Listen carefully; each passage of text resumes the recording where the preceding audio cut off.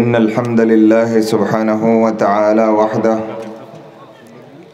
والصلاة والسلام على محمد الذي لا نبي بعده أما بعد فأعوذ بالله من الشيطان الرجيم بسم الله الرحمن الرحيم لا إكراه في الدين قد تبين الرشد من الغي فمن يكفر بالطاغوت ويؤمن بالله فقد استمسك بالعروة الوثقى لا انفصام لها والله سميع عليم. وقال رسول الله صلى الله عليه وسلم من قال لا إله إلا الله دخل الجنة أو كما قال عليه الصلاة والسلام. উপস্থিত আজকের আয়োজিত এই মোবারক জলসার সম্মানিত সভাপতি সাহেব, সর্বস্তরের দিন দরদি মুসলিম ভাই ও বোনেরা, আপনারা জেনে থাকবেন আজকের এই অধিবেশনে আমাদের একটা আলোচ্য বিষয় নির্ধারণ করে রাখা রয়েছে, সেটা হচ্ছে তাওহীদের গুরুত্ব। অত্যন্ত গুরুত্বপূর্ণ আলোচ্য বিষয় এটা, কিন্তু আলোচনা হয় কম, এজন্য অনেকের বুঝতে একটু কষ্ট হয়, কঠিন লাগে। বাকি কথা হচ্ছে, বুঝতে কঠিন লাগুক কিংবা সহজ লাগুক, আল্লাহ রাব্বুল আলামিন যা জানা ফরজ করেছেন আমরা জানতে ইচ্ছুক আছি তো? আল্লাহ রাব্বুল আলামিন কবুল করেন। এই তাওহীদ ইসলামের মূল কথা, শুধু ইসলামেরও না, যে দুইটা বিষয়ের সমন্বয়ে আমরা ইসলাম পালন করে থাকি, সেই দুইটা বিষয়ের প্রথম বিষয় হচ্ছে ঈমান, দ্বিতীয় বিষয় আমল। ঈমান আর আমলের সমন্বয়ে যেই ইসলাম ধর্মটা আমরা পালন করে থাকি, সেই দুইটা বিষয়ের প্রথম গুরুত্বপূর্ণ বিষয়টার নাম ঈমান। আমলের আগে ঈমান। যার ঈমান ঠিক তার আমল কবুল, যার ঈমান নষ্ট তার আমল বাতিল। বিস্তারিত আলোচনা পরে করব, আগে সার কথাটা বুঝে নিই। তাহলে আমল আর ঈমানের সমন্বয়ে যে ইসলাম পালন করে থাকি, এর মধ্যে মূল বিষয় কোনটা, আমল না ঈমান? ঈমান মূল বিষয়। ঈমান ঠিক, আমল কবুল। ঈমান নষ্ট, আমল বাতিল। সুতরাং ঈমান আর আমলের সমন্বয়ে ইসলাম পালন করতে চাইলে আগেই ঈমান ঠিক করা লাগবে। এবার আসেন, ঈমান কাকে বলে? ঈমানের মূল কথা দুইটা। ঈমানের মূল কথা দুইটা। প্রথম কথা হচ্ছে লা ইলাহা ইল্লাল্লাহ, দ্বিতীয় কথা হচ্ছে মুহাম্মাদুর রাসূলুল্লাহ। এই দুই সাক্ষীর মাধ্যমে আমরা ঈমান আনয়ন করে থাকি, যেটা কালিমাতুশ শাহাদাহ এর মাধ্যমে আমরা পাঠ করি, লা আশহাদু আল্লা ইলাহা ইল্লাল্লাহ ওয়া আশহাদু আন্না মুহাম্মাদান আবদুহু ওয়া রাসূলুহু। এই দুইটা সাক্ষীর মাধ্যমে ঈমান আসে। তাহলে আমল আর ঈমানের সমন্বয়ের মধ্যে ঈমান আমলের আগে, আর যেই দুই সাক্ষীর মাধ্যমে ঈমান তৈরি হয়, সেই দুই সাক্ষীর মধ্যে প্রথম সাক্ষীটা হচ্ছে তাওহীদ। সুতরাং ঈমানের মূল কথা হচ্ছে তাওহীদ। যার তাওহীদ ঠিক আছে, তার ঈমানের অন্য বিষয় ঠিক আছে। কিন্তু যার তাওহীদ নষ্ট হয়ে গেছে, তার ঈমানের আর কোনো বিষয় গ্রাহ্য হবে না। তাহলে দুইটা ধাপে, দুইটা উদাহরণের মাধ্যমে আমরা বিষয়টা বোঝার চেষ্টা করি। কথা দুইটা। প্রথম কথা হচ্ছে, ইসলাম ধর্মটাকে আমরা দুইটা কর্মসূচির মাধ্যমে পালন করে থাকি। প্রথম কর্মসূচির নাম ঈমান, দ্বিতীয় কর্মসূচির নাম আমল। ঈমান আর আমলের সমন্বয়ে ইসলাম পালন করতে হয়। যদি কেউ ঈমান বাদ দিয়ে আমল করে, তার সারা জিন্দেগির কোনো আমলের আল্লাহর কাছে এক বিন্দু কোনো দাম নাই। আর যদি কেউ ঈমান রাখে কিন্তু আমল জীবন থেকে বের করে দেয়, তাহলে এই বেআমলি অভ্যাসের কারণে একসময় সে কাফের হয়ে মরবে, ঈমান ঠিক রাখতে পারবে না। তাহলে বোঝা গেল, আল্লাহর কাছে একজন মুসলিম হিসেবে হাজির হতে চাইলে শুধু ঈমান কিংবা শুধু আমলের মাধ্যমে ইসলাম পালন করা সম্ভব না। ঈমান আর আমল দুইটার সমন্বয়ের মাধ্যমে ইসলাম পালন করতে হবে। কিন্তু মনে রাখা লাগবে, দুইটার মধ্যে মূল বিষয় হচ্ছে ঈমান, আর এর পরের বিষয় হচ্ছে আমল। কিন্তু আমল বাদ দিয়ে ইমান নয়, ইমান বাদ দিয়েও আমল নয়। এখানে মূল বিষয় পাইলাম ইমান। এবার যেই ইমান ঠিক না থাকলে আমল কবুল হয় না, সে ইমানেরও দুইটা মৌলিক কথা, অনিবার্য দুইটা সাক্ষী। প্রথম সাক্ষী, আমি সাক্ষী দিচ্ছি আল্লাহ তাআলা ছাড়া কোনো ইলাহ নাই, তিনি একক, তার কোনো শরীক নাই। এটা হচ্ছে তাওহীদের কালেমা। ইমানের দ্বিতীয় কথা হচ্ছে, আর আমি সাক্ষী দিচ্ছি মুহাম্মদ সাল্লাল্লাহু আলাইহি ওয়াসাল্লাম আল্লাহর বান্দা, আল্লাহর রাসূল। তাইলে ইসলামের মধ্যে দুইটা বিষয় মূল, ইমান আর আমল। আর ইমানের মধ্যে একটা বিষয় মূল, সেটা কি? তাওহীদ। তাওহীদ ঠিক থাকলে রাসূল সাল্লাল্লাহু আলাইহি ওয়াসাল্লামকে রাসূল হিসেবে স্বীকৃতি দেওয়ার মূল্যায়ন রয়েছে আল্লাহর কাছে। তাওহীদ বিনষ্ট হয়ে গেলে এশকে রাসূলে সারা দুনিয়া নাচায়া দিলেও আল্লাহর কাছে এশক কবুল না, বাতিল। কিন্তু দুঃখজনক সত্য কথা, উভয়টা সাইডে আমাদের সমাজের মানুষ উল্টা দৌড়াচ্ছে। কোন দিকে দৌড়াচ্ছে? উল্টা দৌড়াচ্ছে। ভাই মন খারাপ করেছেন? কেমন যেন একটু আনমনা মনে হচ্ছে আপনাদেরকে? ক্যামেরা উঠাই দিছি বলে কষ্ট পাচ্ছেন? তাহলে কিছু জিজ্ঞেস করলে একটু বললেন, পারবেন তো ইনশাআল্লাহ? কথায় কথা তৈরি হয়, আর চুপ থাকলে কথা বন্ধ হয়ে যায় আস্তে আস্তে। তো আবার মন খারাপ করবেন না যেন। ক্যামেরাগুলো উঠাইছি, এটার পিছনে কারণ আছে। ইন্তেজামিয়া কমিটির সচেতন যারা, তারা জানেন। আপনাদের জন্য একটু বলে দিই, এই মাজমায় আপনারা যারা এসেছেন সবার কিন্তু খালেস অন্তরে দ্বীনের কথাগুলো শোনার জন্য এসেছেন। আর দ্বীনের কথা শুনা গ্রহণ করে নিজের জীবনটাকে ইসলামের অনুকূলে সাজানোর প্রেরণা আছে বলে এই ত্যাগ করে এখানে আসছেন, ঠিক কিনা ভাই? সুতরাং এখানে যারা আসছেন তাদের ব্যাপারে আমরা অবশ্যই নেক ধারণা রাখতেই পারি। কিন্তু এই প্যান্ডালের বাইরে যারা বাস করে, শুধু এলাকা নয়, একবার ক্যামেরার ভিতরে একটা আলোচনা যখন ঢুকে, এটার আর কোনো হদ, এটার আর কোনো এরিয়া থাকে? এটা বেহদ, নন এরিয়া। এটার আর কোনো এরিয়া নাই, সীমাবদ্ধতা নাই। দুনিয়াব্যাপী এটা উন্মুক্ত হয়ে পড়ে। এখন বেশ কিছু আলোচনা আপনাদের জীবনেও কিন্তু এমন থাকে, শুধু দিনের ক্ষেত্রে না, তো জাগতিক ক্ষেত্রেও এমন আলোচনা আছে যে আপনি ঘরের ভিতরে করতে পারবেন, বাইরে করতে পারবেন না। যেমন দুই ভাইয়ের সম্পত্তি নিয়ে মারামারি, আপনি কি বাজারে বসে মাইক দিয়ে বলবেন এটা? কেন? এই ফ্যামিলির ওয়েটলেস হবে, ফ্যামিলির অসম্মান হবে। ভাইয়ে ভাইয়ে সম্পত্তি নিয়ে মতানৈক্য হয়েছে, এটা গৌরব ব্যাপার, বাসার ভিতরে সেরে নেব। বাইরের মানুষ জানলে ইজ্জত কমবে না, পারবে? যে ধর্মটা পরিপূর্ণ, দেখেন জাগতিক বিষয়, কিন্তু এটাও সব জায়গায় উন্মুক্ত নয়। অনুরূপভাবে ধর্মীয় কিছু বিষয় আছে, সব জায়গায় উন্মুক্ত না। করতে গেছেন তো ফিতনাবাজদের দরজা খুলে যাবে। এজন্য দ্বীনের কিছু বিষয়, অনেকে বলতে পারেন যে কোরআন আর হাদিস তো আল্লাহ এবং রাসূল সারা দুনিয়ার মানুষের হেদায়েতের জন্য উন্মুক্ত রেখেছেন। হ্যাঁ, অবশ্যই এটা কোরআন আর হাদিসের উন্মুক্ততার সংকট নয়, সংকট মানুষের বুঝের। যদি মানুষের বুঝটাও কোরআন আর হাদিস অনুযায়ী গড়া থাকতো, কোরআন আর হাদিসের সব কথা সব জায়গায় সব মুসলমানের কাছে আমরা পেশ করতে পারতাম। কিন্তু অধিকাংশ মুসলমানের বুঝ বিবেচনা কোরআন হাদিসের পক্ষে নয়, বিপক্ষে। ফলে যাদের বুঝ বিবেচনা কোরআন হাদিসের পক্ষে, তারা গ্রহণ করতে আসে, তাদের কাছে আমরা মন খুলে আলোচনা করি। কিন্তু যাদের বুঝ বিবেচনা কোরআন হাদিসের বিপক্ষে, কোরআনের আয়াত শোনার পরেও এটার মধ্যে আঙ্গুল তুলতে চায়। রাসূল সাল্লাল্লাহু আলাইহি ওয়াসাল্লাম পবিত্র জবানে আল্লাহর পক্ষ থেকে, আল্লাহর রাসূলের অন্তরে আল্লাহ যা ঢেলে দেন, সেই কথাগুলো কোনো হাদিস আকারে বলেছেন। রাসূলের জবান থেকে নিঃসৃত হাদিস উচ্চারণ করে বলে দেওয়ার পরেও মুসলমান নামের কিছু বেঈমান আছে না নাই, যারা রাসূলের হাদিসের বিরুদ্ধে দাঁড়ায় যায়? আছে তো।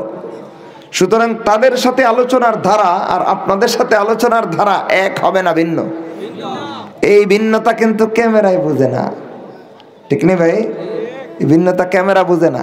আপনি আমি বুঝি, কিন্তু ক্যামেরা এটা বুঝে না। সবার কাছে এনে পৌঁছায় দিবে, যেটা গ্রহণ করতে চাইবে তার কাছেও দিবে, যেটা বিরুদ্ধে পয়েন্ট খুঁজতেছে ওর কাছেও দিবে। সুতরাং ক্যামেরার ভিতরে সব কথা আলোচনা করা আর খোলা মাঠে মুমিন ভাইদের সাথে মনের ভাব খুলে শেয়ার করা দুইটা এক কথা নয়। সুতরাং কিছু সাইড এফেক্ট হওয়ার সম্ভাবনা থাকায় সব আলোচনা ক্যামেরার ভিতরে নেওয়া যায় না। আপনারা কষ্ট নেবেন না তো? মিডিয়ার ভাইয়েরাও কষ্ট নিয়েন না, যেহেতু অজরে মাকুল এটা গ্রহণযোগ্য কারণ। এবার মূল কোথায় যাই, আমরা আলোচনা করতেছিলাম আজকের আলোচ্য বিষয় আমাদের তাওহীদের গুরুত্ব। তাওহীদ জিনিসটা কি সবার আগে চিনতে হবে। তাওহীদ হচ্ছে ঈমানের মূল কথা, আর ঈমান হচ্ছে ইসলাম পালনের প্রথম কথা। আমরা আগের আলোচনা স্মরণ করছি, খেয়াল করেন। আমরা যে দুইটা মৌলিক কর্মসূচির মাধ্যমে ইসলাম ধর্মটাকে পালন করে থাকি, এর প্রথমটার নাম, দ্বিতীয়টার নাম দলিল লাগবে। কারণ অনেক কথা অনেক ব্যক্তিরাই বলে দলিল ছাড়া হলে আমরা গ্রহণ করব না। কারণ ইসলামের ধারক বাহক আলেম সেজে কোরআন হাদিসের বাইরে কথা বলার মতো লোকের অভাব নাই। অভাব আছে কোরআন হাদিসের ভিতর থেকে কথা বলা লোকের। সেজন্য দলিল ছাড়া কোনো আলেমের কথাও আমরা গ্রহণ করব না। এটাও আবার আল্লাহর কথা। আল্লাহ রাব্বুল আলামিন বলেন, ফাসআলু আহলায যিকর ইন কুনতুম লা তা'লামুন বিল বায়িনাতি ওয়াজ যুবুর। তোমরা যদি নিজেরা কোরআন হাদিসের শিক্ষা বুঝতে কোনো জায়গায় অক্ষম হও, বুঝতে সক্ষম না হও, কঠিন লাগে, তোমরা বিজ্ঞ আলেমদের কাছে জিজ্ঞেস করে জেনে নাও। এটুক বলে কিন্তু আল্লাহ কথা খান্তি দেননি, শেষ করেননি। এরপরেই বলতেছেন বিল বায়িনাত ওয়াজ যুবুর। আলেমরা সাধারণ মানুষকে সমাধান দিবে দলিল ছাড়া না দলিল সহ? এই কথাই আল্লাহ বলতেছেন বিল বায়িনাত ওয়াজ যুবুর। বিজ্ঞ আলেমরা সাধারণ মানুষকে কোরআন হাদিসের জ্ঞান বিতরণ করবে, ইসলামের কথা বলবে, দলিল ছাড়া নয়, বাপদাদার কিচ্ছা কাহিনী দিয়া নয়, পীর দাদা পীর ফরদাদা পীর বুজুর্গের জীবনী দিয়া নয়, বরং একজন আলেম সাধারণ মানুষকে ইসলামের দিক নির্দেশনা দিবে আল্লাহর কিতাব দিয়া আর সুস্পষ্ট দলিল দিয়া। বিল বায়িনাত, সুস্পষ্ট দলিলের মাধ্যমে, ওয়াজ যুবুর, আর আল্লাহর কিতাবের মাধ্যমে। সুতরাং কোনো আলেম যদি কোনো সময় দেখা যায় ইসলাম নিয়ে আলোচনা করছে, তার আলোচনার সাথে আল্লাহর কিতাবের উদ্ধৃতি নাই বা রাসূলের হাদিসের সুস্পষ্ট দলিলের উল্লেখ নাই, সাধারণ মানুষের কর্তব্য হচ্ছে এই আলোচনা গ্রহণ নয়, বর্জন করা। বর্জন করা দায়িত্ব। কারণ এখানে সুস্পষ্ট দলিল হাদিস থেকেও নাই, আল্লাহর কিতাবের উদ্ধৃতিও নাই। সাধারণ মানুষকেও আল্লাহ এই কথা এই আয়াতে শিক্ষা দিয়েছেন যে আমার বান্দারা জেনে রাখো, কোরআন হাদিসের সহজ বিষয় নিজেরা পড়বে তো অবশ্যই, কঠিন বিষয় জানি যে পড়ে বুঝতে পারো না, বিজ্ঞ আলেমের কাছ থেকে সমাধান নিবা। কিন্তু বিজ্ঞ আলেম কাকে বলে? কোরআন হাদিস বাদ দিয়া, বাপদাদার দলিল দিয়া, পীর বুজুর্গের দোহাই দিয়া ইসলাম প্রচার করে, ওরা বিজ্ঞ আলেম? বিজ্ঞ আলেমের শান হচ্ছে সে কথাই বলবে আল্লাহর কিতাবের ভাষায় অথবা আল্লাহর নবী সাল্লাল্লাহু আলাইহি ওয়াসাল্লামের হাদিসের সুস্পষ্ট দলিলের ভাষায়, তখন আলেম বিজ্ঞ বলে প্রমাণ হবে। আপনারাও সব আলেমের কথা নেবেন না, নেবেন কার কথা? যাদের কথার সাথে আল্লাহর কিতাবের দলিল উল্লেখ থাকে, আল্লাহর নবী সাল্লাল্লাহু আলাইহি ওয়াসাল্লামের হাদিসের সুস্পষ্ট দলিল উল্লেখ থাকে, তাদের কাছ থেকে নেবেন। আল্লাহ নিতে বলছেন। সুতরাং যে কোনো আলেমের কথাই নেওয়া যাবে। কোন আলেমের কথা নেওয়া যাবে? যাদের কথা দলিল নির্ভর হয়, আল্লাহর কিতাব থেকে হবে এবং রাসূল সাল্লাল্লাহু আলাইহি ওয়াসাল্লামের হাদিসের সুস্পষ্ট দলিলের ভিত্তিতে কথা হবে, তখন সেই কথা গ্রহণযোগ্য। এবার আসেন দলিল জেনে নেই। বলতেছিলাম দুইটা বিষয়ের মাধ্যমে, মৌলিক দুইটা কর্মসূচির মাধ্যমে আমরা ইসলাম পালন করে থাকি। এটা আমাদের শুধু অভ্যাসগত বিষয় নয়, বরং এটা আল্লাহ রাব্বুল আলামিনের দেওয়া শিক্ষা। পেলাম কোথায়? পবিত্র কোরআনের বহু জায়গায়। এর মধ্যে এক জায়গার উদ্ধৃতি আমরা আলোচনা করতে পারি। আল্লাহ রাব্বুল আলামিন বলেন, والذين آمنوا وعملوا الصالحات أولئك أصحاب الجنة هم فيها خالدون।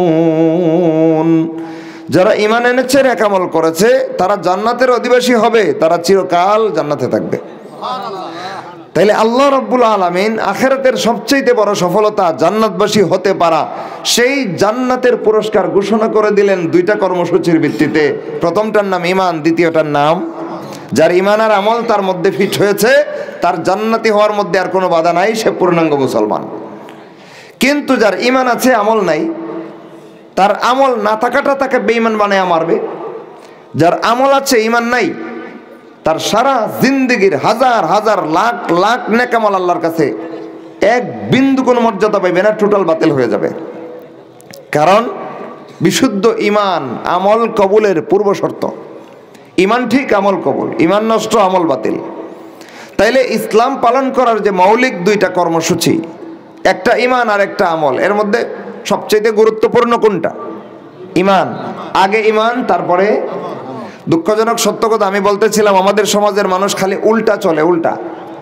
আল্লাহ রাব্বুল আলামিন, রাসূলুল্লাহ সাল্লাল্লাহু আলাইহি ওয়াসাল্লাম ইসলামের শিক্ষা আমাদের কাছে পেশ করতে গিয়া সবসময় ঈমানকে আগে শিখিয়েছেন, আমলকে পরে রেখেছেন।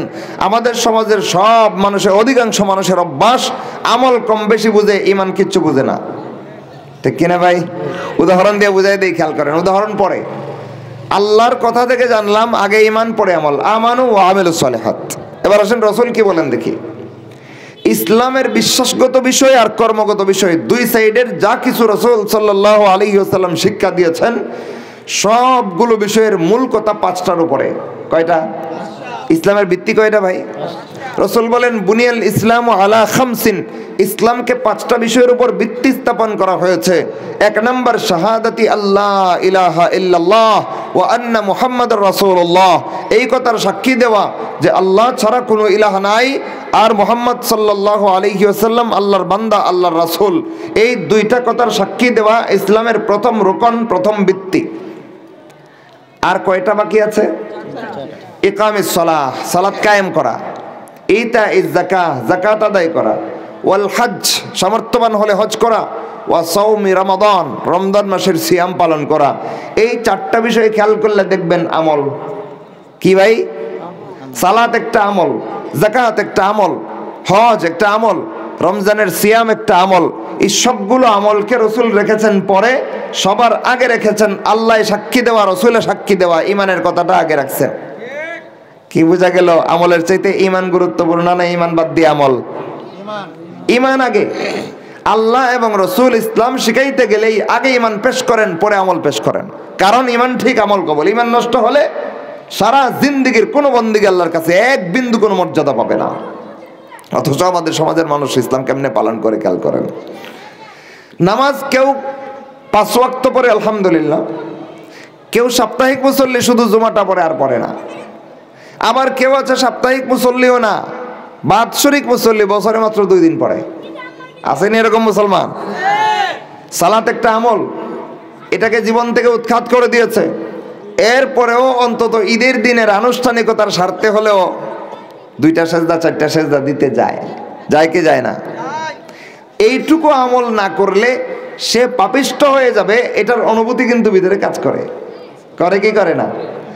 যে ব্যক্তি কিছু না কিছু ঈমানের অধিকারী, সালাত একটা ওয়াক্ত জীবন থেকে চলে গেলেই তার ভিতরে অশান্তি শুরু হয়ে যাবে যে হাই কি হলো, এই সালাত তো জীবনে আমি আর আদায়ের তালিকায় আনতে পারবো না। যারা পাক্কা ঈমানদার, এদের জীবন থেকে অনিচ্ছায়, নিজের ইচ্ছায় নয়, বেকায়দায় পরে কোনো সালাত যদি ছুটে যায়, তারা অশান্তিতে ভোগে। হ্যাঁ, একটা সালাত আমার জীবন থেকে কাটা পড়লো, আমি হয়তো কাজা করতে পারবো, কাজা করলে কাজার তালিকায় উঠবে, আদায়ের তালিকায় তো জীবনে আর এটা উঠবে না।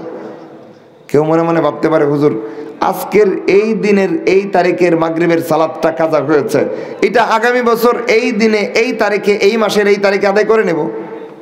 ওইটা করবেন, কিন্তু ওইটা 1446 হিজরির শাবানের এই দিনের মাগরিব না, এটা 1447 হিজরির হবে। তাইলে এই দিনেরটা আর জীবনে আদায় করা যাবে? যাবে না। এইটুকু যে সমস্ত মুসলমান পাক্কা ঈমানদার যারা বুঝে যে আমার ঈমানের সাথে সালাত জড়িত, সালাত নষ্ট হলে আমার ঈমান থাকবে না, সে অবশ্যই অশান্তিতে ভুগবে। একটা ওয়াক্ত সালাত ছুটে গেলেও সে চিন্তা করবে এই সালাতটা আমার জীবনে আর আদায়ের তালিকায় আমি সারা জীবন সাধনা করে আনতে পারবো না, বরং কাজার তালিকায় এটা চলে গেছে, অশান্তি করবে। ঈমান আছে, তার সালাতের জন্য তার অশান্তি আছে।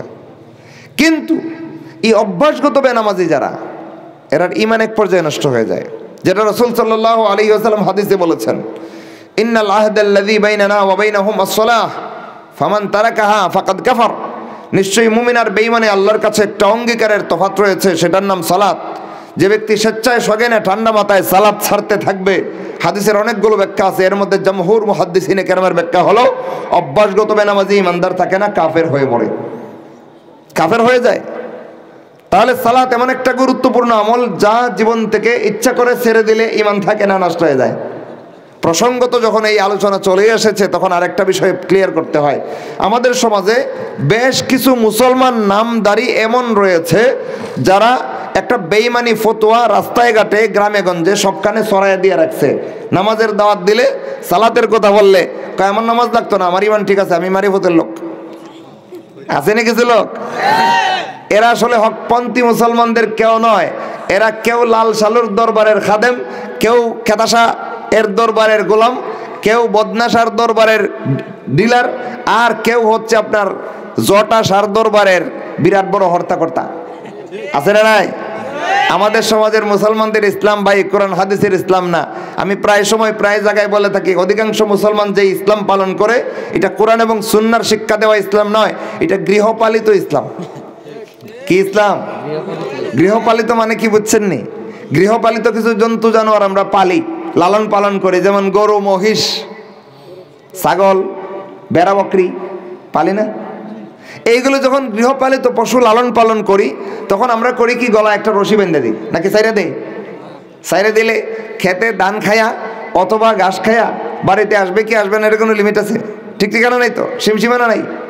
হ্যাঁ, তার মতো করে ঘুরে বেরোবে। এজন্য আমরা গলা একটা রশি বেঁধে নিজের কন্ট্রোলে রাখি। তো পশু জানোয়ারকে যেভাবে আমরা বশ করতে গিয়ে নিজের অধীনস্থ রাখতে গিয়া গলায় রশি বেঁধে কন্ট্রোল করি, ইসলামকে আমরা ওই পশু জানোয়ারের মতো গলায় রশি বেঁধে নিজেদের নিয়ন্ত্রণভুক্ত করে লইছি। অথচ ইসলাম আমার কন্ট্রোলে চলার জন্য আসে নাই। লা ওয়াল্লাহি, আল্লাহর কসম, আল্লাহ রাব্বুল আলামিন ইসলাম দেন নাই ইসলামকে কাটছাট করে আমার জীবনের সাথে ম্যাচ করার জন্য, বরং আমার জীবনকে কাটছাট করে ইসলামের মতো সাজানোর জন্য আল্লাহ আমাকে তৈরি করেছেন। এই জন্য আমরা ইসলাম উল্টা বুঝি। আমি আগেই বলেছি যে কোরআন আর হাদিস যা বলে আমরা খালি উল্টা চলি। এইখানে এসে দেখেন আমরা কি শিখছি। কোরআন আমাদেরকে শিক্ষা দেয় মুমিনের বৈশিষ্ট্য হচ্ছে আল্লাহ এবং রসুলের কথা যখন তার কাছে পেশ করা হবে সে বিনা বাক্যব্যয়ে বলে দিবে সামি'না ওয়া আতা'না। সূরা বাকারা খোলেন, শেষ দিক, وقالوا سمعنا وأطعنا غفرانك ربنا وإليك المصير। মুমিনের কাছে আল্লাহর কোরআনের কথা, রাসূলের হাদিসের কথা যখন পেশ করা হবে তার বৈশিষ্ট্য হবে তারা এক বাক্যে বলে দেয় আমরা শুনে নিলাম, বিনা বাক্যব্যয়ে মেনে নিলাম, কোনো আপত্তি নেই। তাইলে ইসলামের কথা মতো নিজেকে সাজানোর শিক্ষা কোরআন দিচ্ছে। অনুরূপভাবে রাসূল সাল্লাল্লাহু আলাইহি ওয়াসাল্লাম কি বলেন খেয়াল করেন, তারাকতু ফীকুম আমরাইন, তোমাদের জন্য দুইটা বিষয় রেখে যাচ্ছি, লান তাদিল্লু মা তামাসসাকতুম বিহিমা, তোমাদের জীবনের সর্বক্ষেত্রে দুইটা বিষয়কে যদি মজবুতভাবে আঁকড়ে ধরে রাখতে পারো কখনো পথভ্রষ্ট হইবা না। কিতাব আল্লাহি ওয়া সুন্নাত নবিয়্যিহি, আল্লাহর কিতাব কোরআন, আল্লাহর নবীর সুন্নাত। এই হাদিসে রাসূলুল্লাহ সাল্লাল্লাহু আলাইহি ওয়াসাল্লাম প্রত্যেকটা হকপন্থী মুসলমানকে হক পন্থার উপরে অটল অবিচল থাকার দুইটা মৌলিক মাপকাঠি পেশ করেছেন, কোরআন আর হাদিস। এই কোরআন আর সুন্নাত যে জীবনে যত বেশি ধারণ করতে পারবে সে হতে পারবে তত বড় পাক্কা ইমানদার, তত বড় পূর্ণাঙ্গ মুসলমান। কিন্তু আমরা কোরআন আর হাদিসকে নিজের জীবনে ধারণ করার মাধ্যমে নিজে মুসলিম হতে চাই না।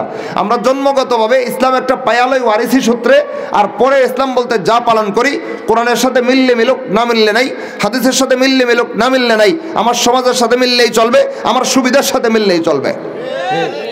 তাইলে কোরআন হাদিসের মতো নিজেরে সাজাইলাম না কোরআন হাদিসরে নিজের মতো সাজাইলাম?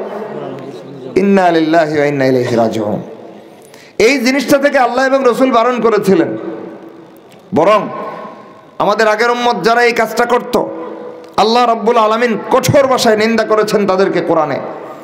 তারা ছিল বনি ইসরাইল, ইহুদি কিংবা খ্রিস্টান জাতি, উভয়টা জাতি বনি ইসরাইলের অংশ। এরা আল্লাহর কিতাব সম্পর্কে কি করত খেয়াল করেন, আল্লাহর কিতাবের মতো নিজের জীবন সাজাইতো না, বরং জীবন ধারা ঠিক রাখতে গিয়া আল্লাহর কিতাবের যেইটুকু জীবন ধারার সাথে ম্যাচ খায় ওইটুকু রাখতো। আর আল্লাহর কিতাবে কোনো বিধান আছে যেটা আমার জীবন ধারার সাথে আমার সুবিধার সাথে মিলতেছে না, ওইটা কেটে ফেলাই দিত। কারা করতো এটা? বনি ইসরাইল। আল্লাহ বলেন ইউহাররিফুনাল কালিমা আম মাওয়াদিহি, তারা আল্লাহর নাজিল করা আয়াতের শব্দগুলো পর্যন্ত বিকৃত করে দিত, কাটছাট করে দিত। তাহলে আল্লাহর কিতাবের মতো করে নিজের জীবন না সাজায়া জীবনকে জীবনের মতো লাগাম হিনসাইরা দিয়া আল্লাহর কিতাবকে নিজের মতো করে কাটছাট করার বদভ্যাস, বেঈমানি অভ্যাস মুসলমানের না কাফেরদের? আজকে ওই কাফেরদের বদভ্যাস আমাদের জীবনে এসে জায়গা লইছে। কোরআন হাদিসে যা কিছু যেমনে বলা আছে আল্লাহ এবং রসুলের শিক্ষা ছিল আমার উপরে, শোনা মাত্রই সামি'না ওয়া আতা'না, শুনলাম আর মান্য নিলাম, আমার আর কোনো দ্বিমত নাই। আমার রব বলেছেন আমার দ্বিমত করার অধিকার নাই, তিনি মালিক, আমি গোলাম। আমার রসুল বলেছেন তাকে শরীয়ত শিক্ষা দেওয়ার জন্য আল্লাহ পাঠাইছেন, সুতরাং রসুল যা বলেছেন আমার কোনো দ্বিমত নাই, তিনি বলেছেন আমি মান্য লইলাম। এটা ছিল মুমিনের ইমানের শিক্ষার মূল কথা।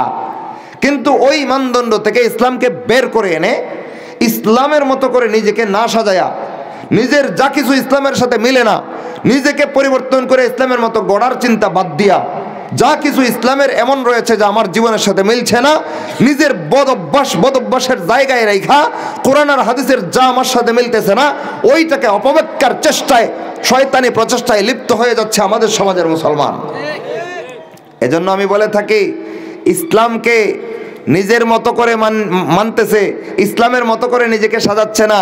সুতরাং আমাদের সমাজের যেই সমস্ত মুসলমানেরা কোরআন আর হাদিসের সামনে বিনা বাক্যব্যে আত্মসমর্পণ করে কোরআন হাদিসের মতো করে নিজের পুরাটা জীবন সাজানোর চেষ্টা বাদ দিয়া কোরআন হাদিসকে কাটছাট করে নিজের জীবনের মতো কাটছাট করে সাজায় লয়, আল্লাহর কসম এরা আল্লাহর দেওয়া দিন পালন করতেছে না। এরা গৃহপালিত জন্তু জানোয়াররা যেইভাবে রশি দিয়া কন্ট্রোল করা হয়, এরা ইসলামকে ওইভাবে কাটছাট করে পালন করতেছে। ওই ইসলাম আল্লাহর কাছে গ্রাহ্য হবে না, কাটছাট করা ইসলাম আল্লাহর কাছে গ্রাহ্য হবে না ভাই। সেটাও দলিল নির্ভর কথা আমার নয়। আল্লাহ রাব্বুল আলামিন কোরআনে ওই আগের জাতি বনি ইসরায়েলের নিন্দা করেছেন আর বলেছেন, আল্লাহ বলেন এরা আল্লাহর কিতাবের কিছু মানত আর কিছু প্রত্যাখ্যান করত। কারা? ইহুদি খ্রিস্টানেরা। আল্লাহ ধমক দিয়ে বলেন আফাতুমিনুনা বিবাদিল কিতাব ওয়া তাকফুরুনা বিবাদ। বনি ইসরাইল, তোমরা কি মনে করেছো আল্লাহর কিতাব নাজিল করবেন তোমাদের জীবন ধারার সব ক্ষেত্রে প্রয়োগ করার জন্য, আর তোমরা যেটা পছন্দ হবে সেটা মানবা, যেটা পছন্দ হবে না প্রত্যাখ্যান করে দিবা? এটা ঈমান নয়, এটা কুফরের রাস্তা। কিসের রাস্তা? কুফরের রাস্তা। বলবেন কুফরের রাস্তা, এই কথার দলিল কি? ওইটাও আমার কথা না, এটাও মালিকের কথা। আরেক আয়াতে আল্লাহ রাব্বুল আলামিন বলেন মাই ইয়াকফুর বিল ঈমান, ঈমানের কোনো বিষয় যারা অস্বীকার করবে। কিসের বিষয়? ইমানের বিষয়। এবার 30 পারা কোরআনের কিছু হচ্ছে আমার ইমানের আর কিছু হচ্ছে অস্বীকারের মতো না, পুরাটা 30 পারা কোরআনের একটা অক্ষর যদি কেউ জান্না বুঝে অস্বীকার করছে সে ঠায় দাঁড়ায় কাফের। কারণ আল্লাহর কিতাবের বিরুদ্ধে বিদ্রোহ করার সাথে সাথে একজন মানুষ চিরস্থায়ী জাহান্নামে হয়ে যায়, মুসলিম নামক পরিচয় থেকে চিরকালের জন্য বের হয়ে যায়। তাইলে আল্লাহর কিতাব বা রাসূলের হাদিসের কোনো অংশ জানা সত্ত্বে, বোঝা সত্ত্বে কেউ যদি অস্বীকার করে, জানার পরেও যদি এর বিরুদ্ধে অবস্থান নেয়, ঈমান থাকে না কাফের হয়? ফতোয়া কার? আল্লাহর ফতোয়া। মাই ইয়াকফুর বিল ঈমান, ঈমানের জাস্ট একটা বিষয় যদি কেউ অস্বীকার করছে, ফাকাদ হাবিত আমালুহু, তার সারা জিন্দেগীর সব বন্দেগী বরবাদ। ওয়া হুয়া ফিল আখিরাতি মিনাল খাসিরিন, আখিরাতে সে চিরস্থায়ী জাহান্নামীদের অন্তর্ভুক্ত হবে। তাহলে আল্লাহর ফতোয়া মতে কোরআনের কিছু মানলে, কিছু অস্বীকার করলে, কিছু বিধানের পক্ষে থাকলে আর কোরআনের কিছু বিধানের বিরুদ্ধে গেলে, হাদিসের কিছু বিধান মান্য লইলে কিছু বিধান প্রত্যাখ্যান করে দিলে ইমানদার থাকে না কাফের হয়ে যায়? আমাদের সমাজের অধিকাংশ মুসলমানদের জীবনধারা হচ্ছে এই কুফরি জীবনধারা। অনেকের কাছে কথাটা মারাত্মক বাড়ি ঠেকেছে। কি কোন উস্তাদ আপনি এটা কি বললেন? আমি ধরাই দিই, খেয়াল করেন। ইসলাম একটা পূর্ণাঙ্গ জীবন বিধান, যেই জীবন বিধানের মধ্যে শুধু নামাজ, ওযু, গোসল আর রোজা আর হজ আর যাকাত আর কুরবানি ছাড়া আর কিছু নাই। সব আছে, বিশ্বাস করেন তো? যদি বিশ্বাস না করেন ঈমান থাকবে না। কারণ আল্লাহ রাব্বুল আলামিন বিদায় হজ্জের ভাষণের দিন রাসূলুল্লাহ সাল্লাল্লাহু আলাইহি ওয়াসাল্লামের কাছে সুস্পষ্ট আয়াত নাজিল করে বলেন, আল ইয়াউমা, আজকে, আকমালতু লাকুম দীনাকুম, তোমাদের দ্বীন ইসলামকে আমি পূর্ণাঙ্গ করে দিলাম। তাহলে ইসলাম পূর্ণাঙ্গ না অপূর্ণ? যে ধর্ম পূর্ণাঙ্গ হবে এটার একটা বৈশিষ্ট্য হলো এটার মধ্যে ব্যক্তি জীবনের কর্মসূচি থাকবে, রাষ্ট্রীয় জীবনের কর্মসূচি থাকবে না। বুঝতেছেন না? যে ধর্মটা পরিপূর্ণ, পৃথিবীতে বসবাস করার সময় প্রত্যেকটা মানুষ যে অবস্থায় যে জায়গায় বাস করুক না কেন, তার জন্ম থেকে নিয়ে মৃত্যু পর্যন্ত পূর্ণাঙ্গ জীবনের নীতিমালা যেই ধর্ম পেশ করে, ওই ধর্মটা যদি পূর্ণাঙ্গ হয়ে থাকে, তাইলে এবার বলেন ব্যক্তি জীবনে ধর্ম মানার বিধিবিধান কোরআন হাদিস দিয়েছে, রাষ্ট্রীয় জীবনে ধর্মের ক্ষেত্রে কোনো বিধিমালা নাই? আছে তো? মানেন নে? এবার যদি কেউ মনে করে আমার ইসলাম আমার মতো করে আমার জীবনে আমি ফিট করব, রাষ্ট্র কুফরির মতো করে চলুক, রাষ্ট্র কাফেরদের মতো চলুক, হে ইমানদার? ফতোয়া কার? আল্লাহর। আমি দিলে তো আবার কব হুজুর মনে উগ্রবাদী। বুঝতেছেন না কিছু? কোরআনের কথা কইলে উগ্রবাদী ট্যাগ লাগায়া কোরআনের বিরুদ্ধে দাঁড়ানোর মতো বেঈমান কাফের সমাজে আছে না নাই? সাবধান, ঈমান সুচ্চার করেন। কোরআনের কথা বললে যদি কোনো মুসলমান নামের কোনো মুখোশ কোন আলেমের বিরুদ্ধে কথা বলতে আসে, কোরআনের কথা বলার কারণে বুঝবেন এটা আসলে আলেমের দুশমন না, এটা কোরআনের দুশমন। এটা আসলে কোন আলেমের দুশমন না, এটা আল্লাহর দুশমন। মানে আল্লাহর কথার বিরুদ্ধে তার ভিতরে গাত্রদাহ কেন? কোরআনের কথা বললে তার ভিতরে অন্তর্জ্বালা কেন? কোরআনের কথা শুনলে মুমিনের ভিতরে তো অন্তর্জ্বালা হয় না, কোরআনের কথা শুনলে মুমিনের ভিতরে সান্ত্বনা পায়। আল্লাহ রাব্বুল আলামিন বলেন, ইযা তুলিয়াত আলাইহিম আয়াতুহু যাদাতহুম ঈমানা। মুমিনের সামনে যখন আল্লাহর আয়াতগুলো তেলাওয়াত করা হয়, পেশ করা হয়, পাঠ করা হয়, আল্লাহর দ্বীনের শিক্ষা ব্যক্ত করা হয়, মুমিনের অন্তরে ঈমান বেড়ে যায়। ঠিক। তাইলে যার অন্তরে কোরআনের কথা শুনলে ঈমান বেড়ে যায় সে মুমিন। সে কি ভাই? মুমিন। কিন্তু এর বিপরীতে আরেক দল লোক আছে যারা বাহ্যিক অবস্থায় নিজেকে মুসলমান বলে দাবি করে, কিন্তু ভিতরে ভিতরে কোরআনের কথা শুনলে গাত্র দাহ শুরু হয়ে যায়। বুঝতে হবে এটা মুমিনদের কেউ না। আবার কাফের বলা যাচ্ছে না, কারণ নিজেকে সে কাফের হিসেবে দাবিও করছে না, মুমিন নামে পরিচয় দিচ্ছে। তাইলে কাফের বলা যাচ্ছে না মুমিন পরিচিতির কারণে, আর মুমিন বলা যাচ্ছে না মুমিনের বৈশিষ্ট্য না থাকার কারণে। বুঝতে হবে এর 3 নম্বর কোন লাইন আছে যেই পরিচয় নতুন ভাবে আমরা পেশ করার দরকার নাই। এই বেঈমানের পরিচয় আল্লাহ নিজে ফাঁস করে দিয়ে কোরআনের 114টা সূরার একটা সূরা নাজিল করেছেন। সূরার নাম হচ্ছে আল মুনাফিকুন। কথা বুঝেন নাই? একসাথে বলে ফেলছি তো, তাহলে আর একটু খুইলা কই। কোরআনের কথা শোনার পরে 3 দলের 3 প্রতিক্রিয়া। কয় দলের? কোরআন আর হাদিসের কথা হকের আলোচনা শোনার পরে 3 দল মানুষের 3 রকম প্রতিক্রিয়া হয়। মুমিন যারা, তাদের অন্তরে শান্তি পায়, ঈমান বেড়ে যায়, আল্লাহ নিজে বলেছেন। বেঈমান যারা, তারা কি করে? আল্লাহ বলেন তাদের কাছে যখন আল্লাহর পাঠানো ওহীর তেলাওয়াত করা হয়, আল্লাহর পাঠানো দ্বীনের শিক্ষা ব্যক্ত করা হয়, এরা কানে আঙ্গুল দেয়। কারা? বেঈমানরা। মুমিনরা কোরআন হাদিসের কথা শুনলে অন্তরে শান্তি পায়, ঈমান বাড়ে। বেঈমানের সামনে কোরআন হাদিসের কথা বললে তারা কানে আঙ্গুল দিয়া অথবা এই জায়গা থেকে প্রস্থান করে কোরআন হাদিসের আলোচনা থেকে নিজেকে বিমুখ রাখে। এটা চাক্ষুষ বেঈমানদের কর্মসূচি। পাইলাম 2 দল। আরেক দল আছে, এরা কোরআন হাদিসের আলোচনা শোনার সাথে সাথে রিয়েক্ট করে না। কেন জানেন? কারণ দাবি করে আমি মুসলমান।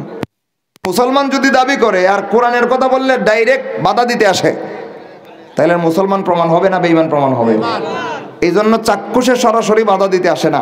কিন্তু কোরআন হাদিসের যেই আলোচনাগুলো তার জীবন ধারার সাথে ম্যাচ খাচ্ছে না, এটা শোনা মাত্রই ভিতরে ভিতরে তার গাত্রদাহ শুরু হয়। এইটার নাম আল্লাহ রেখেছেন মুনাফিক। কি নাম? এই শয়তানদের নামে আল্লাহ কোরআনে একটা সূরা নাজিল করেছেন, সূরা আল মুনাফিকুন। ওই সূরা এই শয়তানদের পরিচয় ফাঁস করে দিয়েছেন। আর অন্যান্য সূরায়ও তাদের কিয়দাংশ আলোচনা রয়েছে। যেমন সূরাতুল বাকারায় আল্লাহ বলেন, ইযা লাকুল্লাযীনা আমানু ক্বালু আমান্না। তারা যখন মুমিনদের সাথে সাক্ষাৎ করে, কয় আমরা তো ঈমান এনেছি, তোমাদের মুমিন ভাই। ওয়া ইযা খালাউ ইলা শায়াতিনহিম ক্বালু ইন্না মাআকুম। তারা যখন তাদের দলের শয়তান লিডারদের সাথে মিলিত হয়, কয় আরে মুসলমানদের কাছে গেছিলাম তো তথ্য নেওয়ার জন্য, আমরা তো আসলে তোমাদের সাথেই আছি। এমন মানজিলাতুন বাইনাল মানজিলাতাইন, মাঝখানে থাইকা এই গ্রুপও ঠিক রাখে, ওই গ্রুপও ঠিক রাখে, এমন কিছু বেঈমান আছে না নাই সমাজে? কিছু না, অনেক, প্রচুর পরিমাণ আছে। নামে মুসলমান, কাজে কর্মে বেঈমানি পছন্দ করে, ইমানদারি ঘৃণা করে। মুনাফিকের একবারে সহজ পরিচয়, নামে মুসলমান, কাজে কর্মে কোরআন হাদিসের আলোচনা, কোরআন হাদিসের আমল ঘৃণা করে, মন থেকে সমর্থন করে না, মন থেকে কাফেরদের কুফর, কাফেরদের বেঈমানিরে পছন্দ করে। ধরবেন কেমনে তাইলে? হ্যাঁ, ধরার সুযোগ আছে। যখন দেখবেন কোরআন হাদিসের যেই আলোচনাগুলো তার জীবনের সাথে ম্যাচ খাচ্ছে না, ওইগুলো আলোচনা হচ্ছে আর সে স্বতঃস্ফূর্তভাবে মেনে নিতে পারতেছে না, গাত্রদাহের কোনো প্রমাণ পেশ করেছে, সাথে সাথে প্রমাণ হবে এটা মুনাফিক ছিল। এটা কি ছিল? মুনাফিক ছিল। আমরা কাফের বা মুনাফিক 2 দলের 1 দলের অন্তর্ভুক্ত হতে চাই? আদৌ না। আমরা মুমিন হতে চাই। কি হতে চাই ভাই? মুমিন হতে চাই, মুমিন থাকতে চাই। সুতরাং আমরা কোরআন হাদিসের আলোচনা শুনলে এর বিরুদ্ধেও দাঁড়াবো না। কোরআন হাদিসের আলোচনা শুনলে আমার মনের ভিতরে যদি জ্বালা শুরু হয়, মনটাকে নতুনভাবে সাজাবো ঈমানের সাজে। রাজি আছি তো ইনশাআল্লাহ? আনুষঙ্গিক কথা বললাম, মূল কথায় যাই। তাহলে আল্লাহর নাজিল করা কিতাবের একটা অক্ষর যদি কেউ অস্বীকার করে, ঈমানদার না কাফের? এবার খেয়াল করেন আমাদের জীবনের উল্টা স্রোত। নামে মুসলমান, ও ভাই মুসলমান যদি হয়ে থাকেন ভালো রকম জেনে রাখেন, আপনার জন্মের পর থেকে নিয়ে মৃত্যুর আগ পর্যন্ত গোটা জীবনে যা কিছু ঘটবে আর ঘটা সম্ভব সব কিছুর ক্ষেত্রে ইসলামের বিধান দেওয়া আছে। তাই যদি হয় তাইলে জন্মগ্রহণ করার পর থেকে নিয়ে মৃত্যু পর্যন্ত রাষ্ট্র জীবন পরিচালনা করার জন্য কোনো মানুষের জীবনে প্রয়োজন দেখা দেয় না। রাষ্ট্রগুলো খালি জিনরা চালায়, পরিচালায়। বিন গ্রহের কোনো প্রাণী এসে রাষ্ট্র চালায়? কে চালায়? মানুষই চালায়। তাহলে যেই মানুষের জীবনে রাষ্ট্র চালানোর প্রয়োজন পড়ে সেই মানুষের জন্য ইসলাম যদি পূর্ণাঙ্গ জীবন ব্যবস্থা হয়ে থাকে, তাইলে ইসলাম শুধু মসজিদ আর মাদ্রাসার ভিতরে, রাষ্ট্রে নাই। এবার যদি কোনো মুসলমান মনে করে আমার ইসলাম আমার ব্যক্তি জীবনে পালন করব, রাষ্ট্রটা চালাবো আব্রাহাম লিঙ্কন দাজ্জাল বেঈমানের বাচ্চা, বেঈমানের কথায় কথায় তার কুফরি তো সংবিধানের মতো, এবার বলেন সে আধা মুসলমান আধা কাফের? আধা মুসলমান আধা কাফের। এইরকম জীবন ধারায় যারা বিশ্বাসী এরা আসলে আধা কাফের আধা মুসলমান না, বরং ঈমান আর কুফরের উদাহরণ আমাদের সমাজে আমাদের অধিকাংশ মুসলমান ভাই বোনেরা ভুল বুঝে। ঈমান আর কুফরের উদাহরণ বাংলা সাহিত্য, বিজ্ঞান আর ইংলিশের পরীক্ষার মতো না। ঈমান আর কুফরের পরীক্ষাটা আল্লাহর কাছে অঙ্ক পরীক্ষার মতো।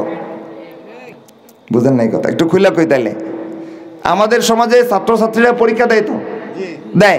পরীক্ষা দেওয়ার সময় বেশ কিছু সাবজেক্টের পরীক্ষা দেয়, কোনো সময় আরবি, কোনো সময় বাংলা, কোনো সময় বাংলা সাহিত্য, কোনো সময় বিজ্ঞান, কোনো সময় ইংরেজি বই, ইংরেজি সাহিত্য দেয়। তো ওই পরীক্ষাগুলো দেওয়ার ক্ষেত্রে একটা বিধিমালা আছে। কি বিধিমালা? যে অংশটুকু সঠিক লিখবে ওইটার নাম্বার পাবে, যে অংশটুকু ভুল লিখবে টিচার ওই অংশটার নাম্বার কাইটা দিবে। এই তো নিয়ম নাকি? এটা সাহিত্য, বিজ্ঞান সব ক্ষেত্রে ফিট। যা শুদ্ধ হবে তার নাম্বার পাবে, যা ভুল হবে তার নাম্বার কাটা যাবে। কিন্তু একটা সাবজেক্ট আছে ওইখানে এই অঙ্ক ফিট না, এটার নাম অঙ্ক সাবজেক্ট আছে না? অঙ্কের মধ্যে যদি কেউ এরকম করে, মনে করেন দ্বিতীয় শ্রেণীর ছাত্র অঙ্ক পরীক্ষায় ঢুকছে, ঢুকার পরে প্রশ্নপত্রে দেখলো লেখা আছে 1 নাম্বার যোগ করো। কি করো? যোগ করো। লেখা আছে 50 যোগ 20 কত হলো? 70 যোগ 30 100 হয়েছে নেই? শুধু একটা টান দিছে, দিয়ে সেটা দ্বিতীয় শ্রেণীর ছাত্র সুন্দর করে যোগফলটা লেখছে 100। লেখকে সেটা চিন্তা করতেছে, এতক্ষণ গবেষণা করে এত পরিশ্রম করে 3টা ডিজিটে মিলাই একটা ফলাফল বের করলাম, এটা মাত্র 100 হয়েছে। এটা কি হলো? 100 একটা কথা হলো নাকি? অন্তত 1000 হলে একটা সুন্দর একটা পরিমাণে গিয়া দাঁড়াইতো। 100 তো এটা একবারে ছোট একটা সংখ্যা। হ্যাঁ, এর তৃপ্তি হইতেছে না, ভাবলো যে ঠিক আছে শূন্য একটা বাড়াই দিয়ে 1000 বানায় লই। এবার মনে করেন 100 ডান পাশে একটা শূন্য দিছে, কত হয়েছে? 1000। এবার টিচার যখন এই উত্তরপত্রটা দেখবে, দেখার পরে টিচার চিন্তা করবে যে উপরে 50 ডিজিটটা তো ঠিকই লেখছে, যোগ 20 এটা তো ঠিকই লেখছে, এরপরে যোগ 30 ওইটা তো ঠিকই লেখছে, শুধু ভুল করছে কোন জায়গায়? যোগফলে না, যোগফল তো 100 লেখছিল ঠিকই, পরে একটা ডিম্ব এনে বাড়াইছে। তো একটা ডিম্ব বাড়ানোর কারণে পুরো অঙ্ক কাটার দরকার নাই, 5 নম্বর কাটলেই চলবো। কি করতেছেন? 5 নম্বর কাটলে হইব না পুরো অঙ্ক বাদ? ঈমান আর কুফরের অঙ্কটা আমাদের জীবনে ঠিক এরকম। একটা জায়গায় কুফর করছেন, সারা জিন্দেগি সব বরবাদ। একটা জায়গায় শিরিক করছেন, সারা জিন্দেগি সব বন্দেগি বরবাদ। সুতরাং ঈমানের প্রশ্নে আধা ঈমান আধা কুফরের কোনো সুযোগ ইসলামে নাই। সব ইমানদারি জাস্ট একটা জায়গায় যদি কুফর ঢুকে সারা জিন্দেগিটা কুফরিতে আখ্যায়িত হবে, আল্লাহর কাছে মুমিন হিসেবে উঠতে পারবেন না। একটা কুফরির কারণে 99টা তৎপরতার, আপনার জীবনে 100টা কর্মসূচি আছে, 99টা কর্মসূচি ইসলামের মতো করছেন আর একটা করছেন কুফর অনুযায়ী। সুতরাং একটা কুফরের কারণে 99টা ইমানদারি কর্মকাণ্ড আল্লাহর কাছে বাতিল হয়ে চিরস্থায়ী জাহান্নামে হবেন। তাহলে আধা মুসলমান আধা বেঈমান হওয়া যায়? হওয়া যায় না।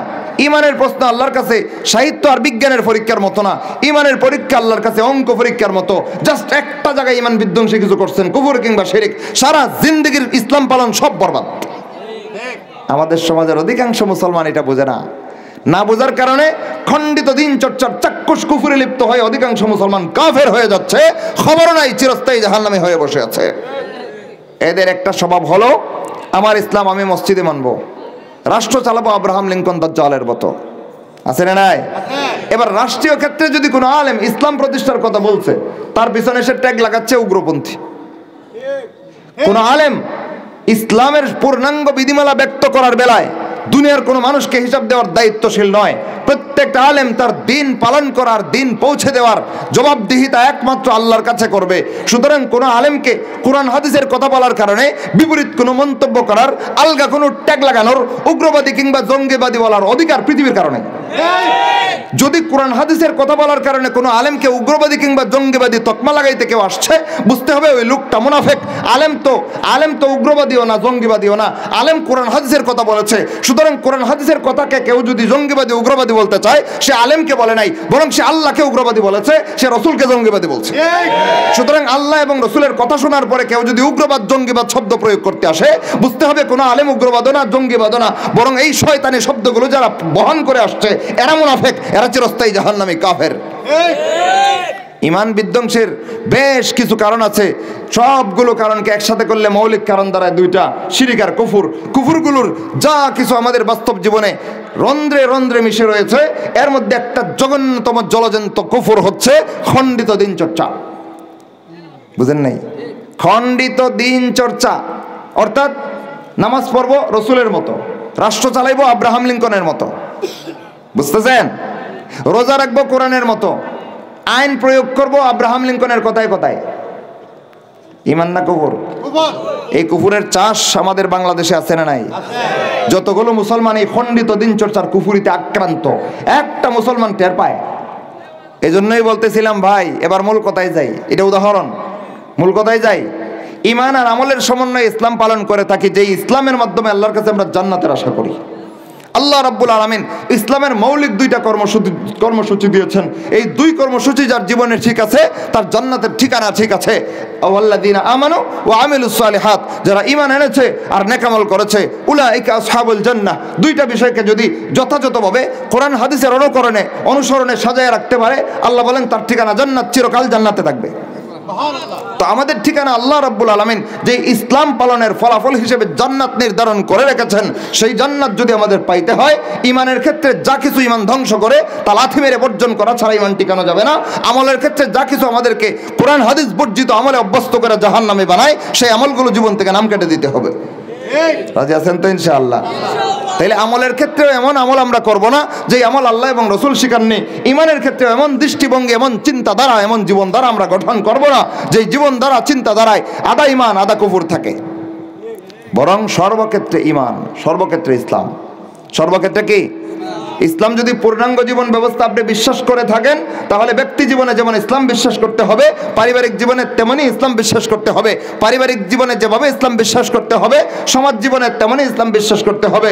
সমাজ জীবনে যেভাবে ইসলাম বিশ্বাস করতে হবে, রাষ্ট্র জীবনে তেমনি ইসলাম বিশ্বাস করতে হবে। রাষ্ট্রীয় জীবনে যেভাবে ইসলামের প্রয়োগ বিশ্বাস করতে হবে, আন্তর্জাতিক বিশ্বে ইসলামের বিজয় সেইভাবে মেনে নিতে হবে। একটা জায়গায় দ্বিমত করছেন, সাথে সাথে কাফের হবেন। কারণ ইসলাম কারো গোলামি করতে আসে নাই, ইসলাম শাসিত হতে আসে নাই, সারা দুনিয়া শাসন করতে আসছে। মুসলমান জাতি অন্য জাতির কাছে শাসিত হওয়ার জন্য আসে নাই, মুসলমান জাতি সারা বিশ্বকে আল্লাহর কথা মতো শাসন করতে আসছে। এই কথাগুলো দলিল ছাড়া বলিনি, এই কথাগুলো বলতেছি কেন? উদাহরণ, খণ্ডিত দিন চর্চার কুফর যারা চাষ করে, এরা এসে রাষ্ট্রে ইসলামের কথাটা বললেই জঙ্গি বানার ট্যাগ লাগায়। আন্তর্জাতিক বিশ্বে ইসলামের বিজয়ের কথাটা বললেই উগ্রপন্থী ট্যাগ লাগায়।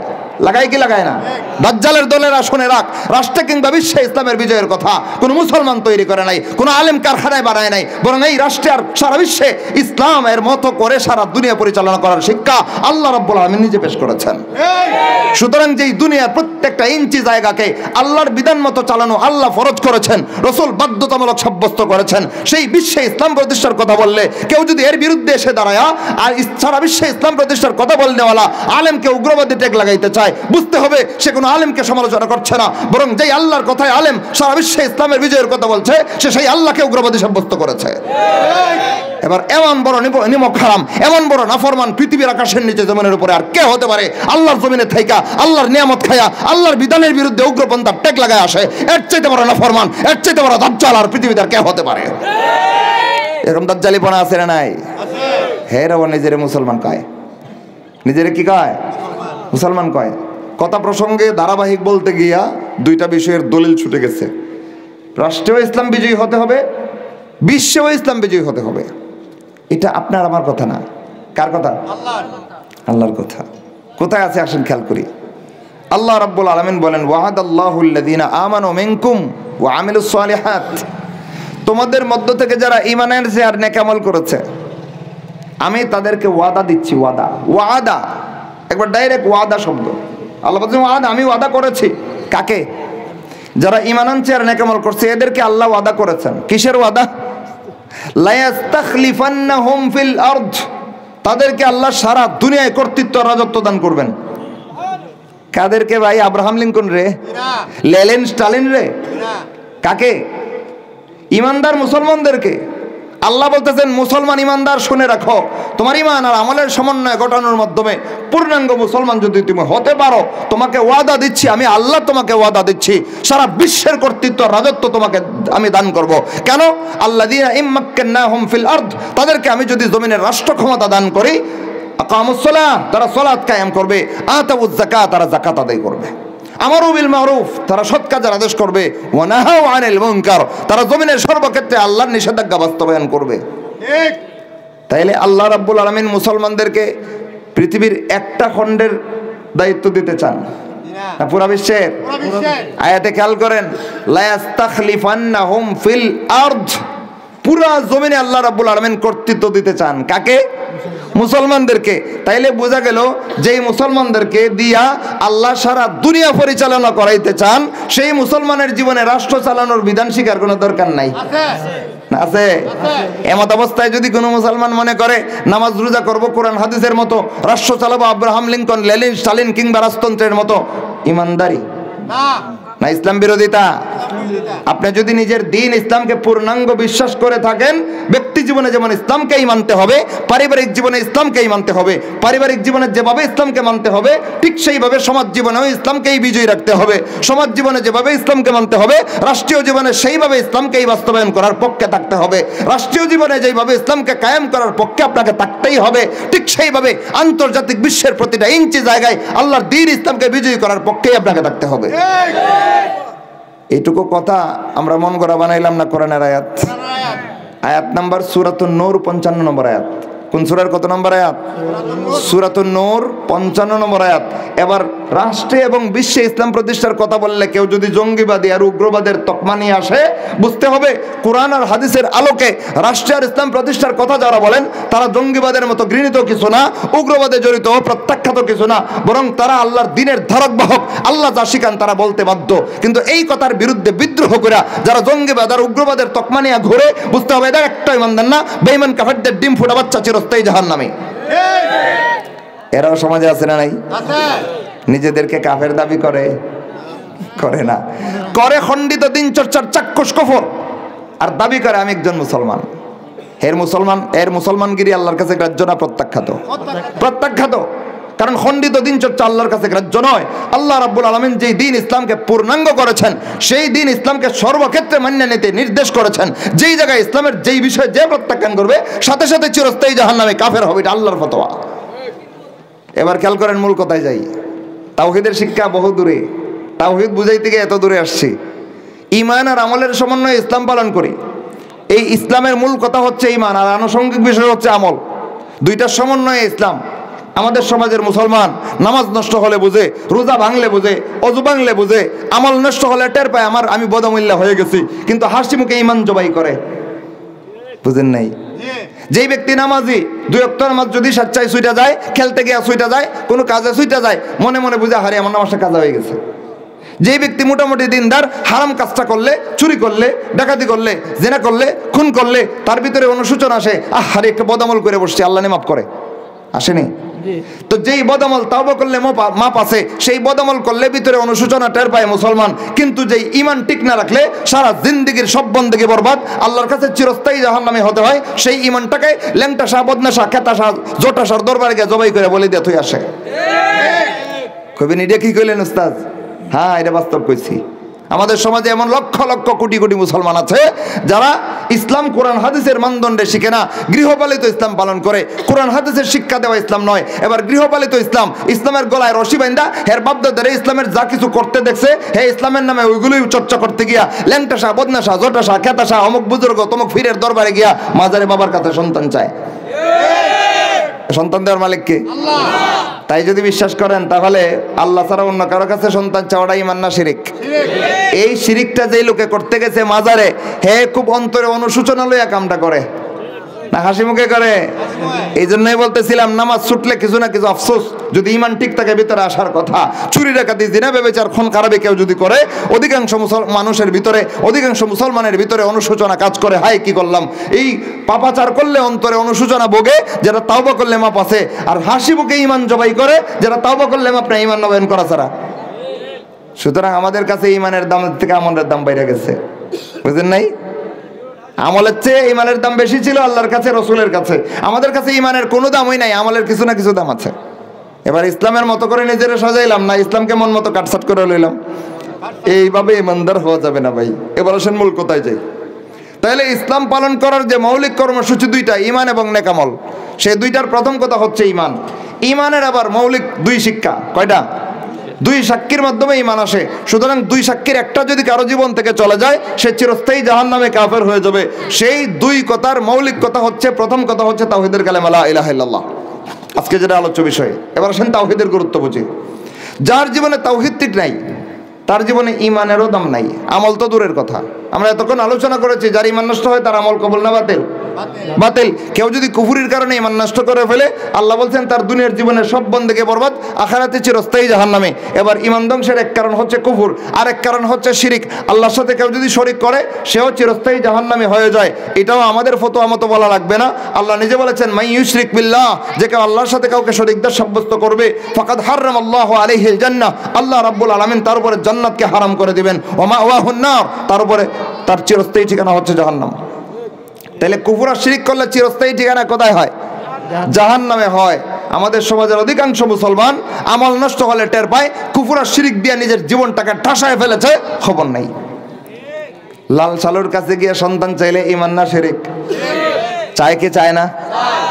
নামাজ পড়তে কিন্তু ঠিকই আয়ে, আর কোনো নামাজ না পড়ো, ঈদের নামাজ তো পড়ে। এবার ঈদের নামাজ কি বেঈমান কাফেরদের না মুমিনের? তো ঈদের নামাজের মাধ্যমে প্রমাণ দেয় আমি মুমিন, কিন্তু মাজারে গিয়ে সন্তান চাইয়া আল্লাহর সাথে শিরিক কইরা চিরস্থায়ী জাহান্নামী হয়ে বসে আছে, হাসি মুখে ঈমান জবাই করছে, খবর নাই। এবার দেখেন ঈমানের মূল কথা দুইটা, আল্লাহ ছাড়া কোনো ইলাহ নাই, মুহাম্মদ সাল্লাল্লাহু আলাইহি ওয়াসাল্লাম আল্লাহর বান্দা, আল্লাহর রাসূল। এই দুই কথার মধ্যে মূল কথা হচ্ছে লা ইলাহা ইল্লাল্লাহ, আল্লাহ ছাড়া ইলাহ নাই। এটা আগে। আল্লাহ ছাড়া ইলাহ নাই এই কথা বাদ দিয়া কেউ যদি রাসূলুল্লাহ সাল্লাল্লাহু আলাইহি ওয়াসাল্লামকে শেষ নবী মাইন্না মর্যাদা দিতে দিতে একবার আকাশ পর্যন্ত লাফ দেয়, কোনো লাভ নেই। অথচ এরকম মুসলমান আমাদের সমাজে আছে। আল্লাহর প্রতি ঈমান তার শিরকে ভরপুর হয়ে গেছে। লা ইলাহা ইল্লাল্লাহ তাওহীদের কালেমার উপরে অজস্র শিরিক নিজের ঈমানের উপরে স্থাপন করে তাওহীদের কালেমাটাকে পিষে ফেলেছে, জীবন থেকে তাওহীদ বের করে দিয়েছে। তাওহীদ বলতে একটা কিছু ইসলামে রয়েছে, ওই শিক্ষাটুকু পর্যন্ত তার নাই, কিন্তু এশকে রাসূলের নামে এক এক লাফে 7 আসমান পাড়ি দেওয়ার চেষ্টা করে। আছে নাকি লোক? তো লা ইলাহা ইল্লাল্লাহু এবং মুহাম্মাদুর রাসূলুল্লাহ, এই দুইটা সাক্ষীবাণীর মধ্যে সবচেয়ে গুরুত্বপূর্ণ কোনটা? লা ইলাহা ইল্লাল্লাহ, তাওহীদের কালেমা আগে। আচ্ছা আরো শর্টকাট জিজ্ঞেস করি, আল্লাহ আগে না রাসূল আগে? আল্লাহ আগে। তো যদি কেউ মনে করে আল্লাহ বলতে কিছু দরকার নাই, আমার রাসূল হইলেই চলবো, হে ইমানদার না কাফের? কারণ আপনার ঈমান আসবে দুই কথায়। প্রথম কথাটাই আগে আল্লাহকে লা শরীক মানতে হবে। আল্লাহকে লা শরীক না মাইন্না রাসূলকে মর্যাদা দিতে দিতে পৃথিবীর সব মর্যাদা রাসূলের পায়ে আন্না ঢাইলা দিলেও আপনার ঈমান আসবে না। কিন্তু আমাদের সমাজে এমনও মুসলমান আছে না নাই? তাওহীদ জবাই করে আশিকে রাসূল। এবার আসেন এটা কেমনে হয় একটু খেয়াল করি। আগে তাওহীদ জবাই করে, কইরা এসে কয় আমি আশিকে রাসূল। কেমনে তাওহীদ জবাই করে খেয়াল করেন। যতগুলো ক্ষেত্রে আল্লাহ রাব্বুল আলামিনকে একক লা শরীক বিশ্বাস করতে হবে, এগুলোকে সংক্ষেপে বলতে গেলে আমরা 5 ভাগে উল্লেখ করে আলোচনা করি। কয় ভাগ? প্রত্যেকটা ভাগে কোরআন হাদিস থেকে দলিল রয়েছে। এই যে লা ইলাহা ইল্লাল্লাহ একটা কালেমা আমরা পড়ি, এই এক কালেমার ভিতরে ইসলামের শিক্ষা দেওয়া 5টা বিষয় অন্তর্ভুক্ত রয়েছে। কয়টা? 5টা।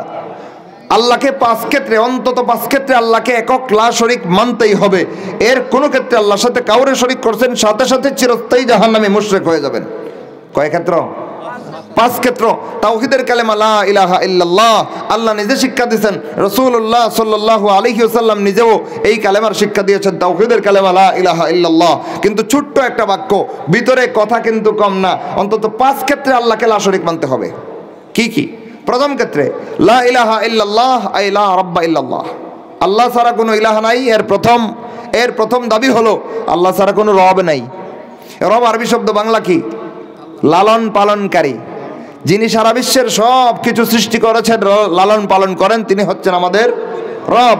সূরা ফাতিহায় শুরুর দিকে আপনারা পড়েন আলহামদুলিল্লাহি রাব্বিল আলামিন, সকল প্রশংসা সেই আল্লাহ তাআলার জন্য যিনি গোটা জগতের পালনকর্তা।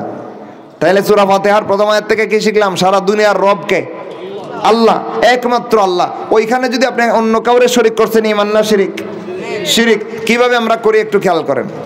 আল্লাহর রব সারা দুনিয়া লালন পালন করেন, সারা দুনিয়াকে লালন পালন করতে গিয়ে আল্লাহ যা দায়িত্ব পালন করেন সেগুলো সব আলোচনা করলে সারা জীবন ফুরায় যাবে, আল্লাহর দায়িত্বের আলোচনা ফুরাবে না। সেজন্য উদাহরণ দেই কয়েকটা বিষয়। জীবন দেওয়ার মালিককে? মৃত্যু দেওয়ার, সন্তান দেওয়ার মালিক, রিজিক দেওয়ার মালিক, বৃষ্টি রৌদ্র দেওয়ার মালিক একমাত্র আল্লাহ। মানেন তো? এই সমস্ত ক্ষেত্রে আল্লাহর সাথে অন্য কাউরে আইনা শরীক করছেন, সাথে সাথে ঈমান শেষ। সাথে সাথে ঈমান শেষ। এবার একটু আগে উদাহরণ একটা চলে গিয়েছে, শুধু স্মরণ করায় দেই। সন্তান দেওয়ার মালিকানা আল্লাহর। এটা আল্লাহর কোন দায়িত্বের আওতায় পড়ে? আল্লাহ যে সারা দুনিয়ার রব, লালন পালনকারী, সেই দায়িত্বের একটা অংশ আল্লাহ সন্তান দেন। সুতরাং সন্তান দেওয়ার মালিকানায় আল্লাহকে এক মানলাম, মানে রব হিসেবে আল্লাহকে এক মানলাম। ওই জায়গায় যদি মাজারের বাবা কিংবা অমুক তমুকের কাছে সন্তান চান, ঈমান না শিরিক? কোন ক্ষেত্রে শিরিক করছে? আল্লাহর রব হওয়ার দিক থেকে শিরিক করছে। এগুলো কাঙ্গালিদের শিরিক, এগুলো গণ্ডমূর্খদের শিরিক। শিক্ষিতদের শিরিকও আছে না নাই? কইলে বহন করতে পারবেন তো? ক্যামেরা নাই, বহন করতে অসুবিধা নেই। ক্যামেরা থাকলে বহন করতে সমস্যা। কারণ এখানে যারা বসছেন দিন শিখার জন্য আসছেন, কষ্ট করে দিনকে ধারণ করার জন্য, বুঝার জন্য, দিনকে মানার জন্য আসছেন। সেই মাদ্দা আছে, কঠিন কথা হলেও বুঝার মানার চেষ্টা করবেন, এই জন্য প্রস্তুতি নিয়েই আসছেন। কি বলেন? কিন্তু ক্যামেরার চুকের ভিতরে যখন ঢোকা হবে তখন সবাই এই নিয়ত নিয়ে শুনবে না। বাদ দেন, ক্যামেরা বাদ নাই যেহেতু, মন খুলে কথা বলে খেয়াল করেন। একটু আগে যে শিরিকটা আলোচনা করলাম, এটা কাঙ্গালীদের শিরিক, এটা গণ্ডমূর্খদের শিরিক। কার শিরিক? অশিক্ষিত সমাজ, গণ্ডমূর্খদের শিরিক। মাজারের বাবার কাছে সন্তান চাওয়া। কোনো দিনদার মুসলমান এটা করতে পারে না, কারণ দিনদার মুসলমান খুব ভালোই জানে ইসলাম সম্পর্কে অবগত, ইসলাম সম্পর্কে ন্যূনতম জ্ঞানের ধারক কোনো মুসলমান অবশ্যই জানে যে একজন মানুষ মারা গেলে রাসূলুল্লাহ সাল্লাল্লাহু আলাইহি ওয়াসাল্লাম বলেছেন সাধারণ অবস্থায় তার মঞ্জিল দুইটা। কয়টা? যে কোনো মানুষ পৃথিবীর যেখানেই মারা যাক না কেন, শহীদ না, মারা গেছে, মারা যাওয়ার সাথে সাথে তার গন্তব্য দুই জায়গার কোনো এক জায়গা। ইম্মা ফি ইল্লিয়িন, যদি জান্নাতবাসীদের অন্তর্ভুক্ত হয় এবং এমন আমলের উপযুক্ত হয়ে তাকে ঈমান আর নেক আমলওয়ালা, আল্লাহ রাব্বুল আলামিন রাসূল সাল্লাল্লাহু আলাইহি ওয়াসাল্লামকে দিয়া শিক্ষা দিয়েছেন যে ব্যক্তি ঈমান আর আমলে বিশুদ্ধ হবে, তার মারা যাওয়ার পরে হাসরের বিচারের আগ পর্যন্ত ঠিকানাটা হবে ইল্লিয়িন। কোথায়? জান্নাতের বাতাস লাগে, জান্নাতের সুঘ্রাণ আসে, জান্নাতের মনোরম পরিবেশ, কিছুটা অন্তরে পুলক অনুভব হয়। ওইখানে শোয়া দিলে জান্নাতের মনোরম বাতাসের পুলক মনোভাবটা তার ভিতরে ছড়ায় পড়ে, জান্নাতের সুবাস সেই জায়গাটি বিরাজ করে। ওই জান্নাতের সুবাস আর জান্নাতের আরামের কিছুটা পরশ পায়া মুমিনের আত্মা ঘুমায়। কে বলেছেন? রাসূল বলেছেন। আল্লাহ রাসূল এই কথা শিক্ষা দিয়েছেন, প্রত্যেকটা মুমিন ঈমানের আমলের সমন্বয়ে মারা গিয়া থাকলে, জান্নাতি হয়ে থাকলে, হাসরের বিচারের আগ পর্যন্ত তার ঠিকানা ইল্লিয়িন, হাসরের বিচারের পরে তার ঠিকানা জান্নাত। এবার আসেন, এক লোকের গন্তব্য পাইলাম, আরেক লোক বদামল্লা, বদামল করতে করতে ঈমান নষ্ট করে ফেলেছে, অথবা বেঈমান চিরস্থায়ী জাহান্নামী কাফের। এই লোক যদি মারা গেছে তাহলে তার ঠিকানা কোথায়? রাসূল সাল্লাল্লাহু আলাইহি ওয়াসাল্লাম বলেন 7 জমিনের নিচে সিজ্জিন নামক একটা জায়গা আছে, যেই জায়গায় জাহান্নামের দুর্গন্ধ আসে, জাহান্নামের আযাবের প্রভাব আসে। ওইখানে বদামলের অথবা বেঈমানের আত্মাকে শাস্তির জন্য বন্দী করে রাখা হয় হাসরের বিচার পর্যন্ত। এগুলো হাদিসের শিক্ষা। কিসের শিক্ষা ভাই? এবার কোরআন আর হাদিসের এইটুকু কথা যেই ব্যক্তি জানে যে প্রত্যেকটা মানুষ মারা গেলে এই দুই পরিণতির 3 নম্বর কোনো পথ নাই। শহীদ আলাদা, নবী আলাদা, কিন্তু সাধারণ মাইয়েত, যে কোনো ব্যক্তি সাধারণ অবস্থায় মারা গেছে, তার এই দুই পরিণামের বাইরে কোনো পরিণাম নাই। ইল্লা শুহাদা, একমাত্র শহীদরা এর ব্যতিক্রম। কারণ শহীদদের ব্যাপারে রাসূলুল্লাহ সাল্লাল্লাহু আলাইহি ওয়াসাল্লাম বলেছেন, শহীদ আল্লাহর রাস্তায় জানমাল কুরবানি করে শাহাদাত বরণ করার পরে আল্লাহ রাব্বুল আলামিন তার আত্মাকে সবুজ পাখির পেটের ভিতরে ঢুকায়া জান্নাতে ছেড়ে দেন। ওই বেচারার কথা আলাদা, সে আল্লাহর রাস্তায় জীবন দিয়েছে।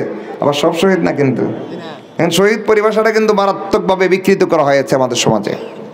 মায়ের করে মরছে শহীদ, খুনাখুনি করে মরছে শহীদ, সীমান্ত নিয়ে মারামারি করে মরছে শহীদ, দুই গ্রুপে রাজনৈতিক মারামারি করে মরছে শহীদ, হরতাল করে মরছে শহীদ, লং মার্চ করে মরছে শহীদ, অবরোধ করে মরছে শহীদ। আছে না নাই? কোন দাজ্জাল শিখাইছে ভাই এটা? কোন দাজ্জাল শিক্ষা দিয়েছে? আল্লাহ নবী সাল্লাল্লাহু আলাইহি ওয়াসাল্লাম পরিষ্কার হাদিসে কি ঘোষণা করেন খেয়াল করেন। এক সাহাবী রাসূলের কাছে গিয়ে বলেন, ইয়া রাসূলুল্লাহ, আমাদের মধ্যে কেউ গনিমত লাভের জন্য যুদ্ধ করলো, কেউ তার সম্পত্তি, কেউ তার গোত্র রক্ষার জন্য যুদ্ধ করলো, তার সীমান্তের পক্ষে যুদ্ধ করলো, কেউ তাকে বীর বিক্রম বীরুত্তম উপাধি দিবে মানুষ, সেই যশ খ্যাতির জন্য যুদ্ধ করলো। রাসূল এদেরকে আল্লাহর রাস্তায় রয়েছে। রাসূল বলেন, মান কাতালা লিতাকুনা কালিমাতুল্লাহি হিয়াল উলিয়া ফাহুয়া ফি সাবিলিল্লাহ। এদের একটা আল্লাহর রাস্তায় নাই, বরং যেই ব্যক্তি আল্লাহর জমিনে ইসলাম এবং আল্লাহ রসুলের দুশ্মন বেঈমান কাফেরদের বিরুদ্ধে সশস্ত্র জিহাদ করেছে আল্লাহর দ্বীনকে আল্লাহর জমিনে কায়েম করার জন্য, একমাত্র সেই ব্যক্তি যদি বাইচা থাকে আল্লাহর রাস্তায় রয়েছে, মারা গেছে, শাহাদাত বরণ করছে। তাহলে যারে তারে শহীদ বলা যাবে? রসুল শহীদ কাকে বলেছেন? আল্লাহর জমিনে আল্লাহর দ্বীন প্রতিষ্ঠার, আল্লাহর জমিনে আল্লাহর দ্বীন ইসলামকে বিজয়ী করার জিহাদে অংশগ্রহণ করতে গিয়া বেঈমান কাফেরের আঘাত খায় সশস্ত্র যুদ্ধে শাহাদাত বরণ করেছে, সেই লোকটাকে ইসলামের পরিভাষায় শহীদ বলা হয়। একমাত্র এই এক লোক যাকে পরিভাষায় শহীদ ডাকা যায়। এছাড়া আর যত মৃত্যু আছে, কোন মৃত্যুকে রসুল বলেছেন শাহাদাতের সওয়াব পাবে। যেমন মহামারীতে মরলে শাহাদাতের সওয়াব, ডাকাইতের হাতে মজলুম হয়ে মরলে শাহাদাতের সওয়াব, আগুনে পুড়ে মরলে শাহাদাতের সওয়াব, আরো শাহাদাতের সওয়াব পাওয়ার কিছু রিওয়ায়াত আছে, ওইগুলোতে শাহাদাতের সওয়াবের কথা বলা হয়েছে, শহীদ ডাকার জন্য বলা হয় নাই। ঠিক কিনা ভাই? তাহলে শহীদ ডাকবো কাকে? একমাত্র আল্লাহর রাস্তায় জিহাদ করনেওয়ালা মুজাহিদকে। ঠিক কিনা ভাই? আল্লাহর জমিনে আল্লাহর দ্বীন ইসলাম কায়েম করার জন্য বেঈমান কাফেরের বিরুদ্ধে আল্লাহর কথা মতো রসুলের নীতিমালা মতো জিহাদ করেছে, সেই যুদ্ধের ময়দানে শাহাদাত বরণকারী ব্যক্তিকে আল্লাহর কোরআনের ভাষায়, রসুলের হাদিসের ভাষায় আমি শহীদ বলবো। কিন্তু এই এক ব্যক্তি ছাড়া আর যত জায়গায়, যত মায়ের দাঙ্গায় যত লোক মরবে, একটাও শহীদ না। কিনা? আমাদের দেশে তো সীমান্ত লয়ে মারামারি করলো শহীদ, হরতাল করে মরলেও শহীদ। আছে না নাই? সাবধান, ইসলামের এই বিকৃতি চিন্তা ভাবনা থেকে বের হয়ে আসেন। বলতেছিলাম শহীদ আলাদা। কোন শহীদ?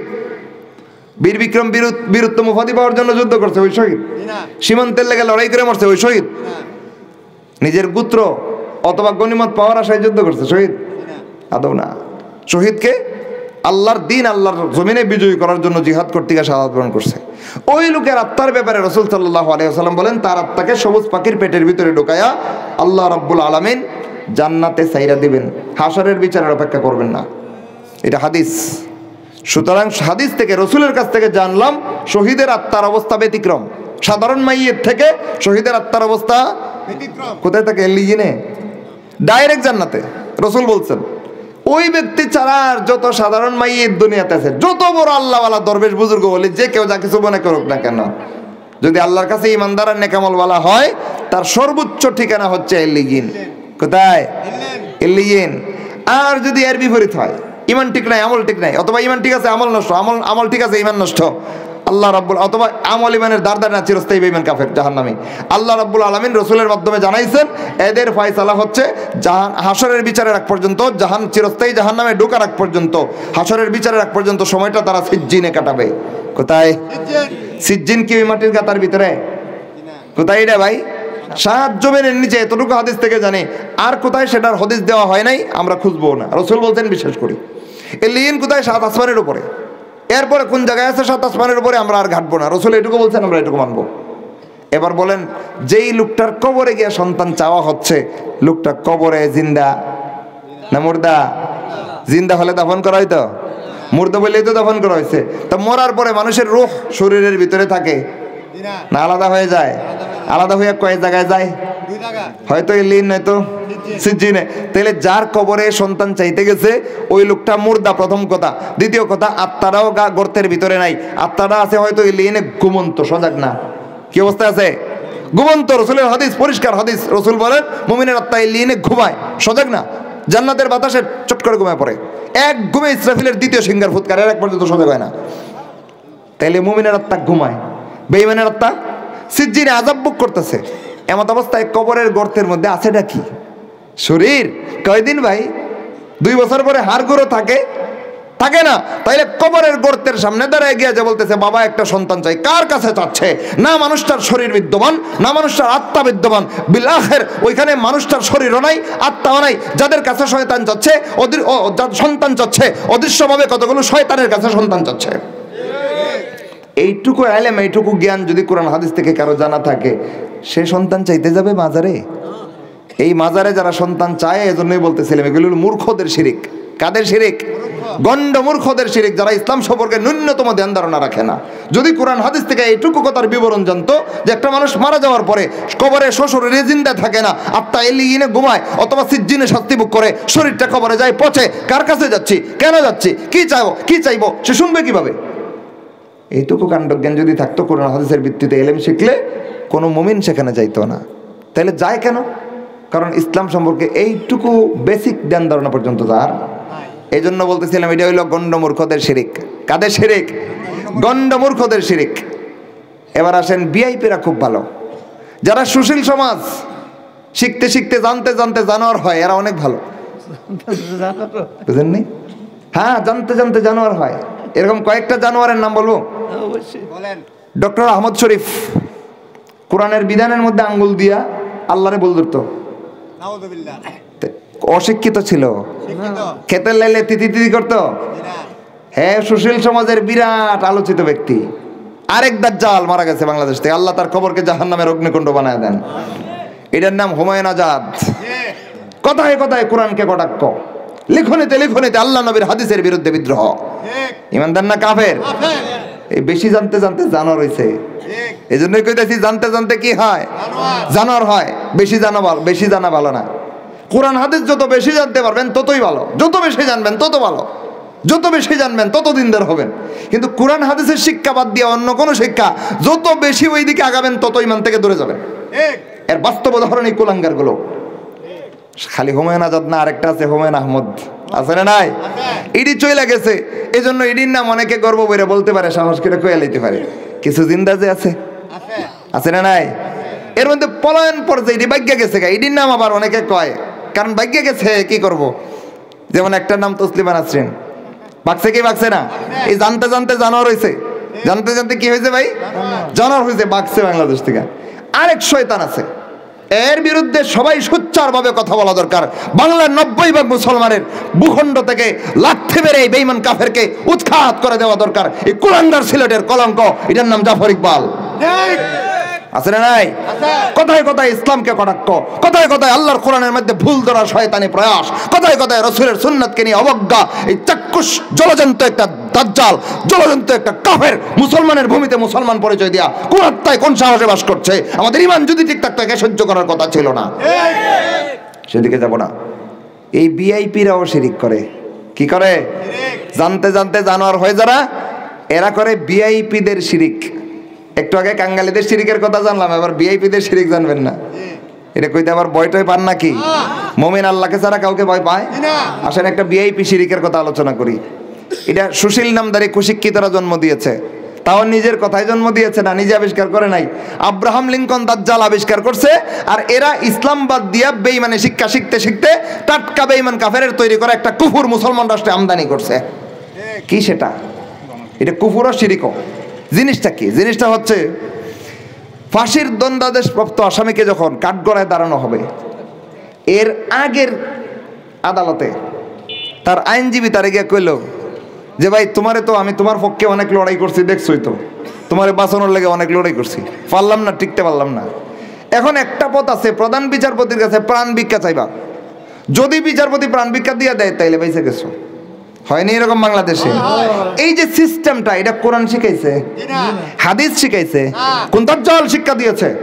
আব্রাহাম লিঙ্কন দাজ্জাল, কাফেরের বাচ্চা কাফের, আইম্মাতুল কুফর, ইমামুল কুফরের দেশ আমেরিকা, সেই আমেরিকার কুখ্যাত এক কাফের শাসক ছিল আব্রাহাম লিঙ্কন দাজ্জাল। সেই দাজ্জাল গণতন্ত্রের কুফরি সংবিধান রচনা কইরা সেই কুফরি সংবিধানে ফাঁসির দণ্ডাদেশপ্রাপ্ত আসামির শেষ প্রাণ রক্ষার একটা ব্যবস্থা তৈরি করেছে, যেই ব্যবস্থাটা সরাসরি ইমানের বিরুদ্ধে একটা টাটকা জলজন্ত শিরিক। জীবন দেওয়ার মালিককে আল্লাহ। বিশ্বাস করেন তো? যদি মনে করেন জীবন আল্লাহও দিতে পারে, বিচারপতিও দিতে পারে, ঈমান না শিরক? এবার প্রাণ ভিক্ষা দেওয়ার একমাত্র মালিকানা কার? আল্লাহ। কুল ইন্না সলাতি ওয়া নুসুকি ওয়া মাহইয়াই ওয়া মামাতি লিল্লাহি রাব্বিল আলামিন, তুমি বলো যে আমার নামাজ, আমার কুরবানি, আমার জীবন, আমার মরণ সব কিছুর মালিকানা সেই মহান রব্বুল আলামিন আল্লাহ রব্বুল আলামিনের কাছে। সুতরাং জীবন দেওয়ার মালিকানা যেমন আল্লাহ ছাড়া করো নাই, মৃত্যু কার্যকর করার মালিকানা আল্লাহ ছাড়া কারো নাই। বিচারপতির কাছে প্রাণ ভিক্ষা চাই আমি কেন আমি যে কেন শিরিক করব? আমার জীবনের মালিক যেই আল্লাহ, মৃত্যুর মালিক সেই আল্লাহ। আল্লাহ যদি ফয়সালা না করেন সারা দুনিয়ার সবগুলো বিচারক মিললে আমারে মারতে পারবে না, আর আল্লাহ যদি ফয়সালা করেন সারা দুনিয়ার সব ডাক্তার মিললে আমারে বাঁচাইতে পারবে না। এই যদি হয় ঈমানের শিক্ষা, এই যদি হয় তাওহীদের শিক্ষা, এই যদি হয় লা ইলাহা ইল্লাল্লাহ, এই কালেমার তাওহীদের ক্ষেত্রে আল্লাহ রাব্বুল আলামিন রব হিসেবে একক, এই কথার শিক্ষা, এটা যদি কারো ভিতরে প্রতীত থাকে, সেই মুসলমান কিভাবে আল্লাহকে বাদ দিয়ে বিচারপতির কাছে প্রাণ ভিক্ষা চায় শিরিক করতে পারে? হচ্ছে কি হচ্ছে না? অহরহ হচ্ছে, অজস্রবার হচ্ছে, বহুবার এই বাংলাদেশে এই শিরকের জলজন্ত দৃষ্টান্ত আমরা দেখেছি। মুসলমানকে কারাবরণ করাইয়া, হোক সত্য মামলা হোক মিথ্যা মামলা, দিন শেষে ফাঁসির ঘোষণা যখন একটা মানুষকে শোনানো হয়, আলা তবকার ইমানদার যদি না হয়, তার ভিতরে ভয় কাজ করতে শুরু করে। সেই ভয়ে তটস্থ হয়ে সাধারণ মুসলমানরা মরবার আগ মুহূর্তে তারে চিরস্থায়ী জাহান্নামে মুশরিক বানায় তারপরে মারে। প্রস্তাব করে প্রাণ ভিক্ষা চাও বিচারপতির কাছে, যখন প্রাণ ভিক্ষা চায় কয় না এটা গ্রহণযোগ্য না, এই আসামের প্রাণ ভিক্ষা গ্রহণযোগ্য না, কইয়া দেয় ফাঁসি। এবার ফাঁসিতে জ্বলাইছে তো জ্বলাইছে, আগে প্রাণ ভিক্ষা না চায় যদি লোকটা মরতো তাহলে অন্তত শিরিক করে মরছে এটা আমরা বলতে পারতাম না। আল্লাহর কাছে দোয়া করতে পারো, আল্লাহ আমাদের একটা মুমিন ভাই হোক দুষ করে মারা গেছে, আল্লাহ তার মাফ করে দেন, পারতাম না দোয়া করতে? কিন্তু এমন একটা কাজ তাকে দিয়া গোটায় তাকে মারা হয়েছে, চিরকালের জন্য তার জন্য দোয়ার পথ বন্ধ। সে মুশরিক হয়ে মারা গেছে, তার জন্য আর দোয়া করা সম্ভব না। এভাবে সাধারণ মুসলমানদেরকে জলজন্ত মুশরিক বানায় চিরস্থায়ী জাহান্নামের পথে ঠেলে দিয়া যে আদালতগুলো বিচার ফয়সালা করে, সেই আদালতগুলো আল্লাহর কোরআন রাসূলের সুন্নাতের বিরুদ্ধে চাক্ষুষ বিদ্রোহ করার কারণে কুকুরের একটা আস্তানা তৈরি হয়েছে। তাহলে শিরিক খালি কাঙ্গালিরাই করে, গন্ডমূর্খরাই করে, ভিআইপিরাও করে। ওই অনেকে আবার বলে না এটা কি জানি, আমার যদি রাষ্ট্রদ্রোহী কয়, এই দাজ্জাল তুই আল্লাহর বিরুদ্ধে বিদ্রোহ করেছিস, তোর তো রাষ্ট্রদ্রোহী বলার কম অধিকারটাই নাই রে, ঠিক কিনা ভাই? রাষ্ট্রদ্রোহী সেই লোকের বলার অধিকার আছে যেই লোক রাষ্ট্রটাকে কোরআনের মতো করে চালাইতে আল্লাহর কাছে দায়বদ্ধ থাকে, যেই লোক আল্লাহর জমিন আল্লাহর কথা মতো চালানোর পক্ষে থাকে। সেই লোক যদি আল্লাহর দ্বীনের বিধান লঙ্ঘন করার কারণে কাউকে রাষ্ট্রদ্রোহী বলতে চায়, তার বলার অধিকার আছে। কিন্তু যেই শয়তানেরা, যেই দাজ্জালেরা, যেই বেঈমানেরা কাফেরদের কথায় মুসলমানের ভূখণ্ডগুলো চালায়া হাজার হাজার লাখ লাখ মুসলমানকে অজস্র কুফর আর শিরিক করানোর মাধ্যমে চিরস্থায়ী জাহান্নামের পথে ঠেলে দিচ্ছে, সেই কাফের বেঈমানদের ডিম ফুটা বাচ্চা কোনো মুশরিকের কোনো কাফেরের অধিকার নাই কোন মুসলমানকে রাষ্ট্রদ্রোহী বলার। তা আমি ভয় পাবো কেন? হের যদি বলার অধিকার থাকতো আমি ভয় পাইতাম যে সত্যিকার অর্থে দায়িত্বের উপযুক্ত দায়িত্বশীল একজন লোক যে দিনদার কোরআন হাদিসের মতো করে রাষ্ট্র চালায়, সে আমাকে রাষ্ট্রদ্রোহী বলছে, তার মানে আমি কোরআন হাদিসের বিরুদ্ধে চলে গেলাম কিনা, তখন আমার ভিতরে ভয় লাগার কথা।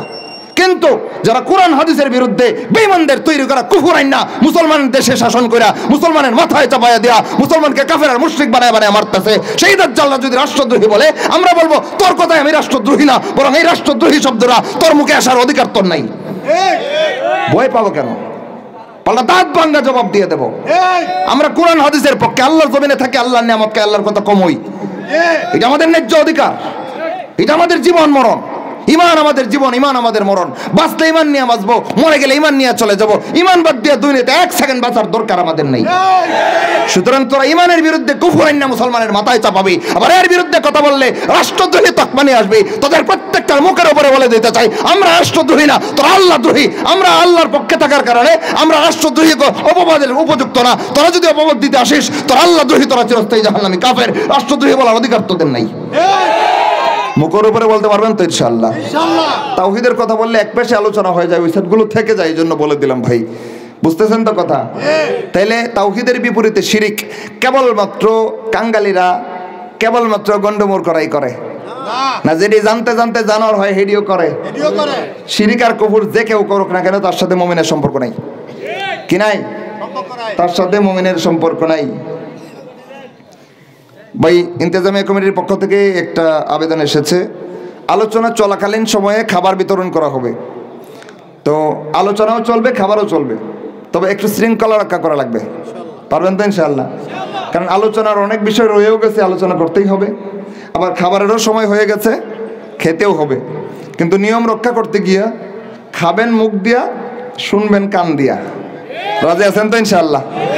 আমরা কোনো ধরনের শব্দ করব না। খাবার ভাইয়েরা নিরিবিলি বিতরণ করবেন, যার সামনে আসবে আমরা হাতে নিয়ে নেব, শুনতেও থাকবো, খাইতেও থাকবো। পারবো তো ইনশাআল্লাহ? এবার আসেন কথা চালাই আমরা। তাইলে ইমানের গুরুত্বপূর্ণ দুইটা অংশ, আল্লাহ ছাড়া কোনো ইলাহ নাই, আর মুহাম্মদ সাল্লাল্লাহু আলাইহি ওয়াসাল্লাম আল্লাহর বান্দা, আল্লাহর রাসূল। সেই দুই কথার মধ্যে প্রথম কথা হচ্ছে লা ইলাহা ইল্লাল্লাহ। ওইটা যদি কারো জীবন থেকে নষ্ট হয়ে যায়, রাসূলের ইশকের নামে সাত আসমান পাড়ি দেওয়ার চেষ্টা করলেও কোনো লাভ হবে না।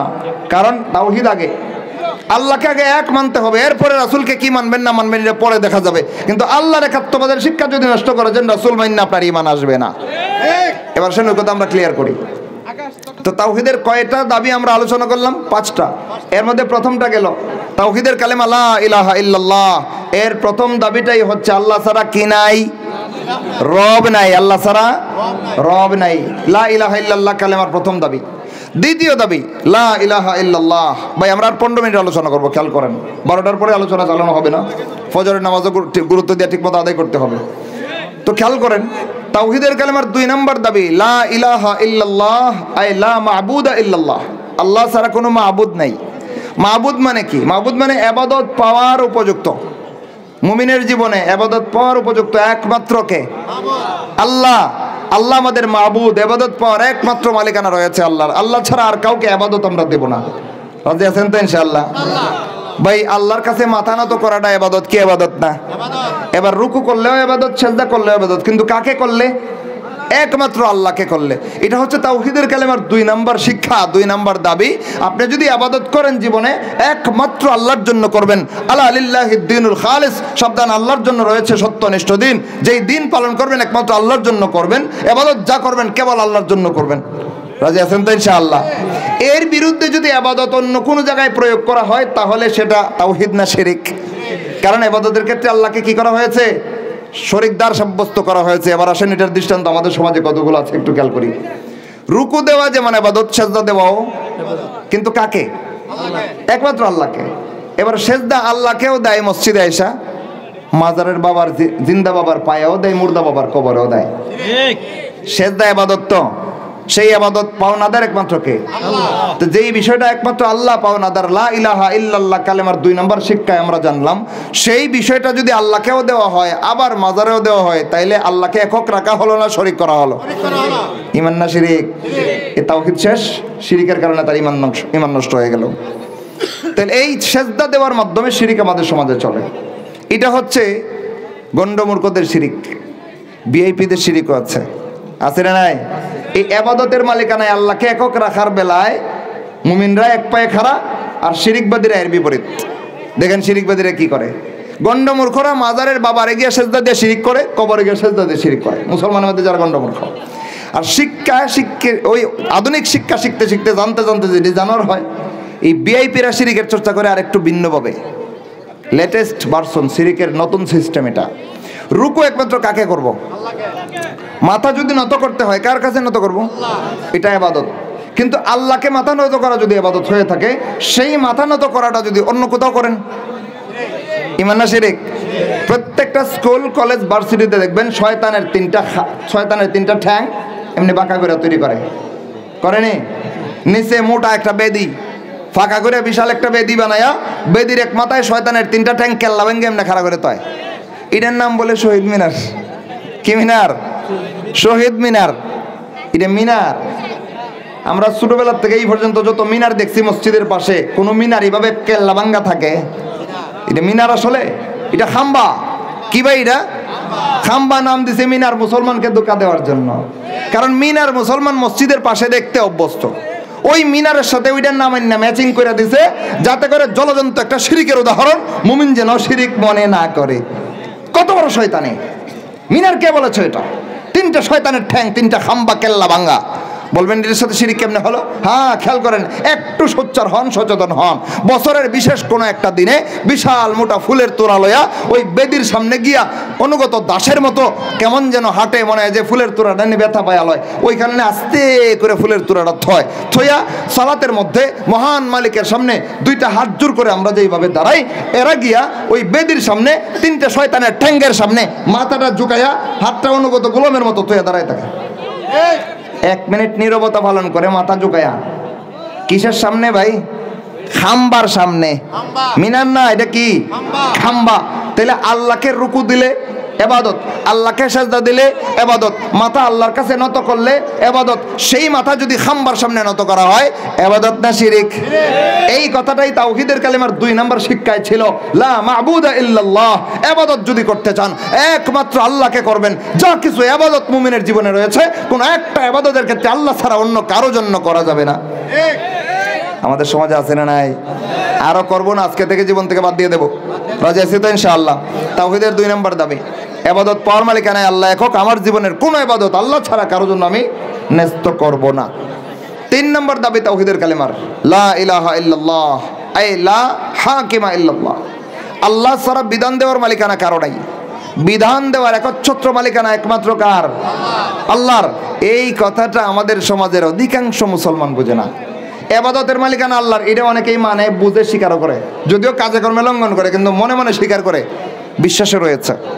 রব হিসেবে আল্লাহ একক, সারা দুনিয়ার লালন পালনকারী আল্লাহ। এটা মুমিন কেন, কাফেরও স্বীকার করে। করে কি করে না? আল্লাহ রাব্বুল আলামিন মক্কার মুশরিকিনদের ব্যাপারে কোরআনে আয়াত নাযিল করেন। আল্লাহ বলেন, এদেরকে যদি তোমরা জিজ্ঞেস করো যে এই বৃষ্টি কে দেয়, রৌদ্র কে দেয়, রিজিক কে দেয়, লা ইয়াকুলুন্নাল্লাহ, তারা অবশ্যই বলবে যেগুলো আল্লাহ দেন। তাইলে মূর্তির পূজা কেন করো? আল্লাহ রাব্বুল আলামিন দেখেন শিরিকবাদীদের বিরুদ্ধে কত সুন্দর যুক্তি শিক্ষা দিয়েছে। এই শিরিকবাদীদের কাছে যখন ব্যক্ত করা হয় যে আসমান জমিন লালন পালন করার দায়িত্ব কার, তারা বলে দেয় অবশ্যই আল্লাহর।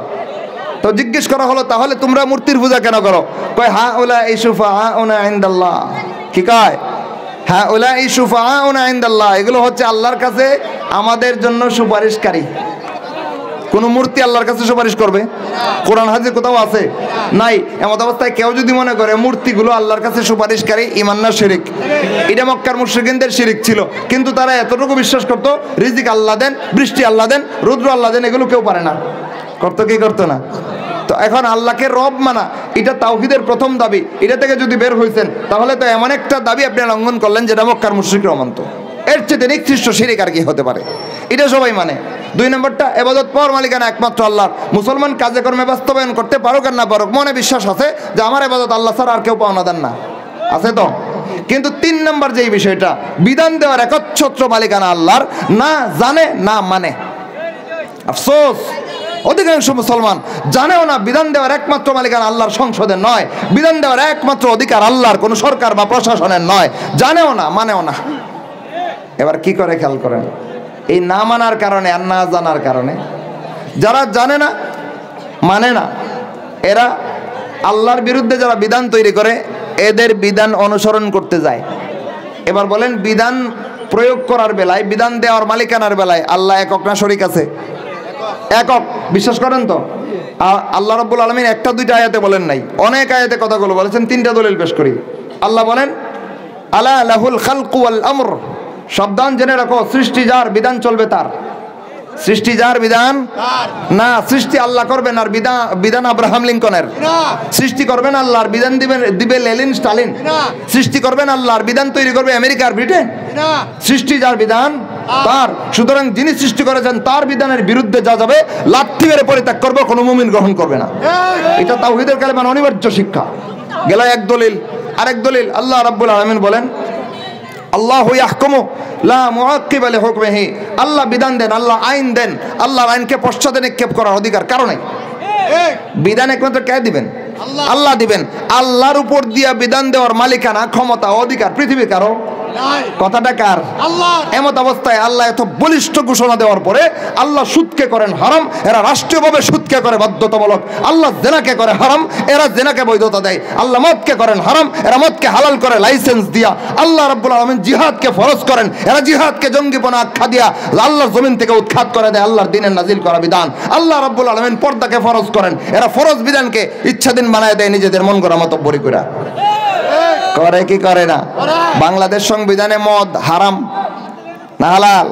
হালাল। এই জন্যই মদের বারগুলোতে সরকারি লাইসেন্স। লাইসেন্স মানে কি? অনুমোদন পত্র। তাইলে যেখানে আল্লাহ হারাম করেছেন ওইটার অনুমতি দেওয়ার অধিকার পৃথিবীর কারো আছে? মদ আল্লাহ হারাম করেছেন, এর অনুমতি দেওয়ার অধিকার কার রয়েছে?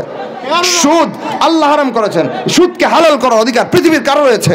কারো নাই। সেটা আমাদের ইমানের দাবি ছিল। এমত অবস্থায় কোনো মুসলমান যদি 5 মিনিট আলোচনা করবে তারপরে কথা শেষ। কোনো মুসলমান যদি মনে করে বিধান আল্লাহও দিবেন, প্রশাসনও দিবে, বিধান আল্লাহও দিবেন, সংবিধানও দিবে, বিধান আল্লাহও প্রয়োগ করবেন, প্রশাসনও প্রয়োগ করবে, কিন্তু আল্লাহর বিরুদ্ধে যদি কেউ বিধান প্রয়োগ করে আর কোনো মুমিন মানতে যায়, সাথে সাথে তাওহীদের কালেমার 3 নম্বর দাবি ভ্রষ্ট হয়ে চিরস্থায়ী জাহান্নামে মুশরিক হয়ে যাবে। আমরা করি কি করি না? যে সমস্ত মদের বারগুলো মদ বানায়, এদেরকে যদি আমি পাকড়াও করতে যাই, এই মদ বানাস কার কথায়? ডাইরেক্ট সরকারি ফরমাননামা, ওই লাইসেন্স আল্লাহর হারাম করা বিষয়ে হালাল বানায় যারা সনদপত্র তৈরি করেছে, লাইসেন্স চোখের সামনে ধরে দেয়, কয় দেখেন এটা বৈধতা আছে। আল্লাহ করেছেন হারাম, এটাকে বৈধ করার অধিকার পৃথিবীর কার রয়েছে? এমত অবস্থায় কেউ যদি মনে করে আল্লাহ হারাম করলেও সংসদ বৈধ করছে আমি মানতে পারবো, সে আনুগত্যের কারণে চিরস্থায়ী জাহান্নামে মুশরিক হবে। এবার আসেন, এখানে সূক্ষ্ম দুইটা বিষয়। বিধান আল্লাহ দেন, আল্লাহ ছাড়া কেউ বিধান তৈরি করার ক্ষমতা নাই। এটা তাওহীদের কালেমার 3 নম্বর অনিবার্য দাবি, যে মানতে পারবে সেই ইমানদার, যে বিরুদ্ধে দাঁড়াবে সে চিরস্থায়ী জাহান্নামে মুশরিক। এমত অবস্থায় বিধান আল্লাহ দিবেন আর প্রশাসন আল্লাহর বিধানকে বাতিল করে নতুন বিধান চালু করবে, এই অধিকার তাদের আছে? যদি করতে যায় তাইলে তারা আল্লাহর সাথে নিজেদেরকে কি করছে? শরীক করছে। এবার আসেন, এই 3 নম্বর দাবি তাওহীদের কালেমার, বিধান দেওয়ার মালিকানা আল্লাহর। 4 নম্বর দাবি হচ্ছে আনুগত্যের একক মালিকানা আল্লাহর। আনুগত্যের মালিকানা কার? আল্লাহ রাসূল বলেন লা তাআতা লিমাখলুকিন ফি মাসিয়াতিল্লাহ, আল্লাহর বিরুদ্ধে কোনো সৃষ্টির আনুগত্য করা যাবে না। আনুগত্য কার করতে হবে? আল্লাহর। সৃষ্টির কারো যদি আনুগত্য করতে চান, হইতে পারে বাবা, হইতে পারে উস্তাদ, হইতে পারে সমাজ কিংবা রাষ্ট্রের দায়িত্বশীল, তাদের আনুগত্য করার প্রয়োজন পড়তে পারে। আমরা করতে রাজি আছি ততক্ষণ যতক্ষণ কোরআন হাদিসের পক্ষে যাবে। যখন ওই কোরআন হাদিসের বিরুদ্ধে যাবে, সেটা বাবা হলে আনুগত্য করা আমার উপরে ফরজ নয়, প্রত্যাখ্যান করা ফরজ। যখন ওই কোরআন হাদিসের বিরুদ্ধে যাবে, সমাজ নেতা হলেও তাকে গ্রহণ করা আমার ফরজ নয়, প্রত্যাখ্যান করা ফরজ। যখন ওই রাষ্ট্রের কোনো বিধান আল্লাহ এবং আল্লাহ রসুলের বিরুদ্ধে যাবে, গ্রহণ করা আমার ইমান নয়, প্রত্যাখ্যান করা আমার উপরে ফরজ। এটা ইমানের দাবি। এমত অবস্থায় রাষ্ট্রয় মদ্রে দিল হালাল কইরা, শুদ্রে দিল হালাল কইরা। পাকড়াও করতে গেলে কয় রাষ্ট্রীয়ভাবে হালাল আছে, বৈধ আছে, দেখেন লাইসেন্স। তাইলে হে আল্লাহর আনুগত্যের বিরুদ্ধে রাষ্ট্রের কুফরি বিধান অনুসরণ করলো, আনুগত্যের বেলায় সে কি করছে? শিরিক করছে। এটাই তাওহীদের 4 নম্বর দাবি, আনুগত্যের মালিকানা আল্লাহকে একক মানা। 5 নম্বর দাবি, যারা থেকে এদিকে আসছিলাম, গুণগত বৈশিষ্ট্যের ক্ষেত্রে আল্লাহকে একক লা শরীক বিশ্বাস করতে হবে। কিসের ক্ষেত্রে? গুণগত বৈশিষ্ট্যের ক্ষেত্রে আল্লাহকে একক লা শরীক বিশ্বাস করতে হবে। আল্লাহ রাব্বুল আলামিনের অসংখ্য অগণিত গুণগত বৈশিষ্ট্য রয়েছে, এর মধ্যে স্বীকৃত, ঘোষিত এবং মশহুর প্রসিদ্ধ একটা গুণগত বৈশিষ্ট্য আল্লাহর রয়েছে, সেটা হচ্ছে আল্লাহু আল্লামুল গায়ব। আল্লাহ রাব্বুল আলামিন গায়েব জানেওয়ালা। গায়েব একমাত্র কে জানেন? পরিষ্কার আয়াত, আল্লাহ বলেন কুল, রাসূল আপনি বলে দেন। আবার নিজে বলেন নাই, কিন্তু কোরআনের সব কথা আল্লাহ নিজে বলার চেষ্টা করেন, কিছু কথা আবার রাসূলরে দিয়ে বলান। কেন? কারণ ওইখানে রাসূলরে অনেকে শরীক করে কি করে না? গায়েব জানার ক্ষেত্রে একদল লোকের স্লোগান এমন আছে না নাই, যে যারা কইব রাসূল গায়েব জানে না এরা ওয়াহাবি কাফের। আছে নাকি কিছু লোক? আল্লাহকে গায়েব জানেওয়ালা বিশ্বাস করে তো করে, সাথে রাসূলকে শরীক করে বিশ্বাস করে। ঈমান না শিরিক? কেন শিরিক? এবার খেয়াল করেন, এই শিরিকের বিরুদ্ধে আল্লাহ নিজে বলেন নাই, কারণ রাসূলরে যেহেতু শরীক করছে, এর লাগি রাসূলরে দিয়ে আল্লাহ বলাইছেন। আল্লাহ বলেন কুল, রাসূল আপনি বলে দেন, লা ইয়ালামু মান ফিস সামাওয়াতি ওয়াল আরদিল গায়বা ইল্লাল্লাহ, আকাশ এবং জমিনে যা কিছু রয়েছে কেউ গায়েব জানে না, গায়েব একমাত্র আল্লাহ জানেন। তাহলে গায়েব জানার বৈশিষ্ট্যমণ্ডিত গুণ একমাত্র কার? যদি কেউ মনে করে আল্লাহ গায়েব জানেন, রাসূলও জানেন, এটা ঈমান না শিরিক? তাওহীদের কালেমার কয় নাম্বার দাবি নষ্ট করছে? 5 নাম্বার। এই 5 নাম্বার দাবি নষ্ট কইরা আল্লাহর সাথে রাসূলের শরীক বানায় রাসূল মানে, হ্যাঁ ঈমানদার না মুশরিক? ওই কথাটাই আগে বলেছিলাম যে তাওহীদ বাদ দিয়ে যদি রাসূলের প্রেমে মত্ত হয়ে আপনি 7 আসমান পাড়ি দেওয়ার চেষ্টাও করেন, এক এক লাফে আসমান ছুঁইতে চেষ্টা করেন, আপনার এই লাফালাফির কোনো দাম নাই আল্লাহর কাছে। কারণ তাওহীদ ঠিক থাকলে রাসূলের উপর ঈমান গ্রাহ্য, তাওহীদ নষ্ট হলে রাসূলের উপর ঈমান গ্রাহ্য নয়। এমন মুসলমান আছে না নাই? এই কেন হচ্ছে এতগুলো শিরক এবং কুফর? কারণ হচ্ছে ইসলাম সম্পর্কে জ্ঞান অর্জন না করা, কোরআন হাদিস সম্পর্কে জ্ঞান না থাকা। এ কারণে আজকের তাওহীদের গুরুত্বের অনুধাবন করা এবং এটা বোঝার সম্পর্কে যা আলোচনা হলো, এই আলোচনার সর্বশেষ কথা এটাই থাকলো, আমরা তাওহীদকে যদি তাওহীদের মতো করে, তাওহীদকে যদি কোরআন আর হাদিসের মতো করে নিজের জীবনে ধারণ করতে চাই, তাওহীদের বিপরীতে যত শিরিক রয়েছে সবগুলো শিরিক থেকে নিজের জীবনকে যদি পবিত্র করতে চাই, অবশ্যই তাওহীদ আর শিরিক কোরআন আর হাদিস মতে শিখতে হবে। রাজি আছেন তো ইনশাআল্লাহ?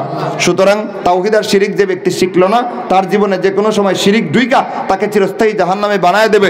সেই চিরস্থায়ী জাহান্নাম থেকে বাঁচার জন্য, চিরস্থায়ী সুখের ঠিকানা জান্নাত পাওয়ার জন্য আমি অবশ্যই তাওহীদকেও কোরআন হাদিস থেকে শেখার চেষ্টা করব, শিরিক কুফরগুলোকেও কোরআন হাদিসের দৃষ্টিতে, কোরআন হাদিসের মানদণ্ডে শেখার চেষ্টা করব। রাজি আছি তো ইনশাআল্লাহ? রাজি যে আছেন, না পড়লে শেখা হবে। আমাদের সমাজের অধিকাংশ মুসলমান মনে করে কোরআন হাদিস আমি পড়া লাগবে না, এগুলো আলেমরা পড়ে আর পড়ায়। তা আপনার জন্য কি? আমার জন্য হলো কোরআন হাদিস আলেমরা যেভাবে কয় এইভাবে মেনে লওয়া। সব আলেম সঠিক কয়, কিছু আলেম বেঠিক কয়, কি কয় না? সুতরাং আলেমদের সঠিক বেঠিক যাচাই না কইরা যে কোনো আলেমের কথা মানতে আল্লাহ বলছেন, বলেন নাই? বিল বাইয়িনাত ওয়াজ জুবুর শর্ত জুড়ে দিয়েছেন দুইটা। যে আলেম কোরআনের ভাষায় কথা বলবে, হাদিসের সুস্পষ্ট দলিলের ভিত্তিতে কথা বলবে, তার কথা নেবেন।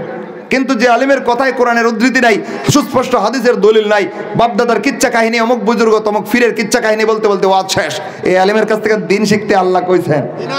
এখন আপনি যদি মনে করেন কোরআন হাদিস আমি পড়বো না, আলেম যেমনে কয় এমনি মেনে লমো, হে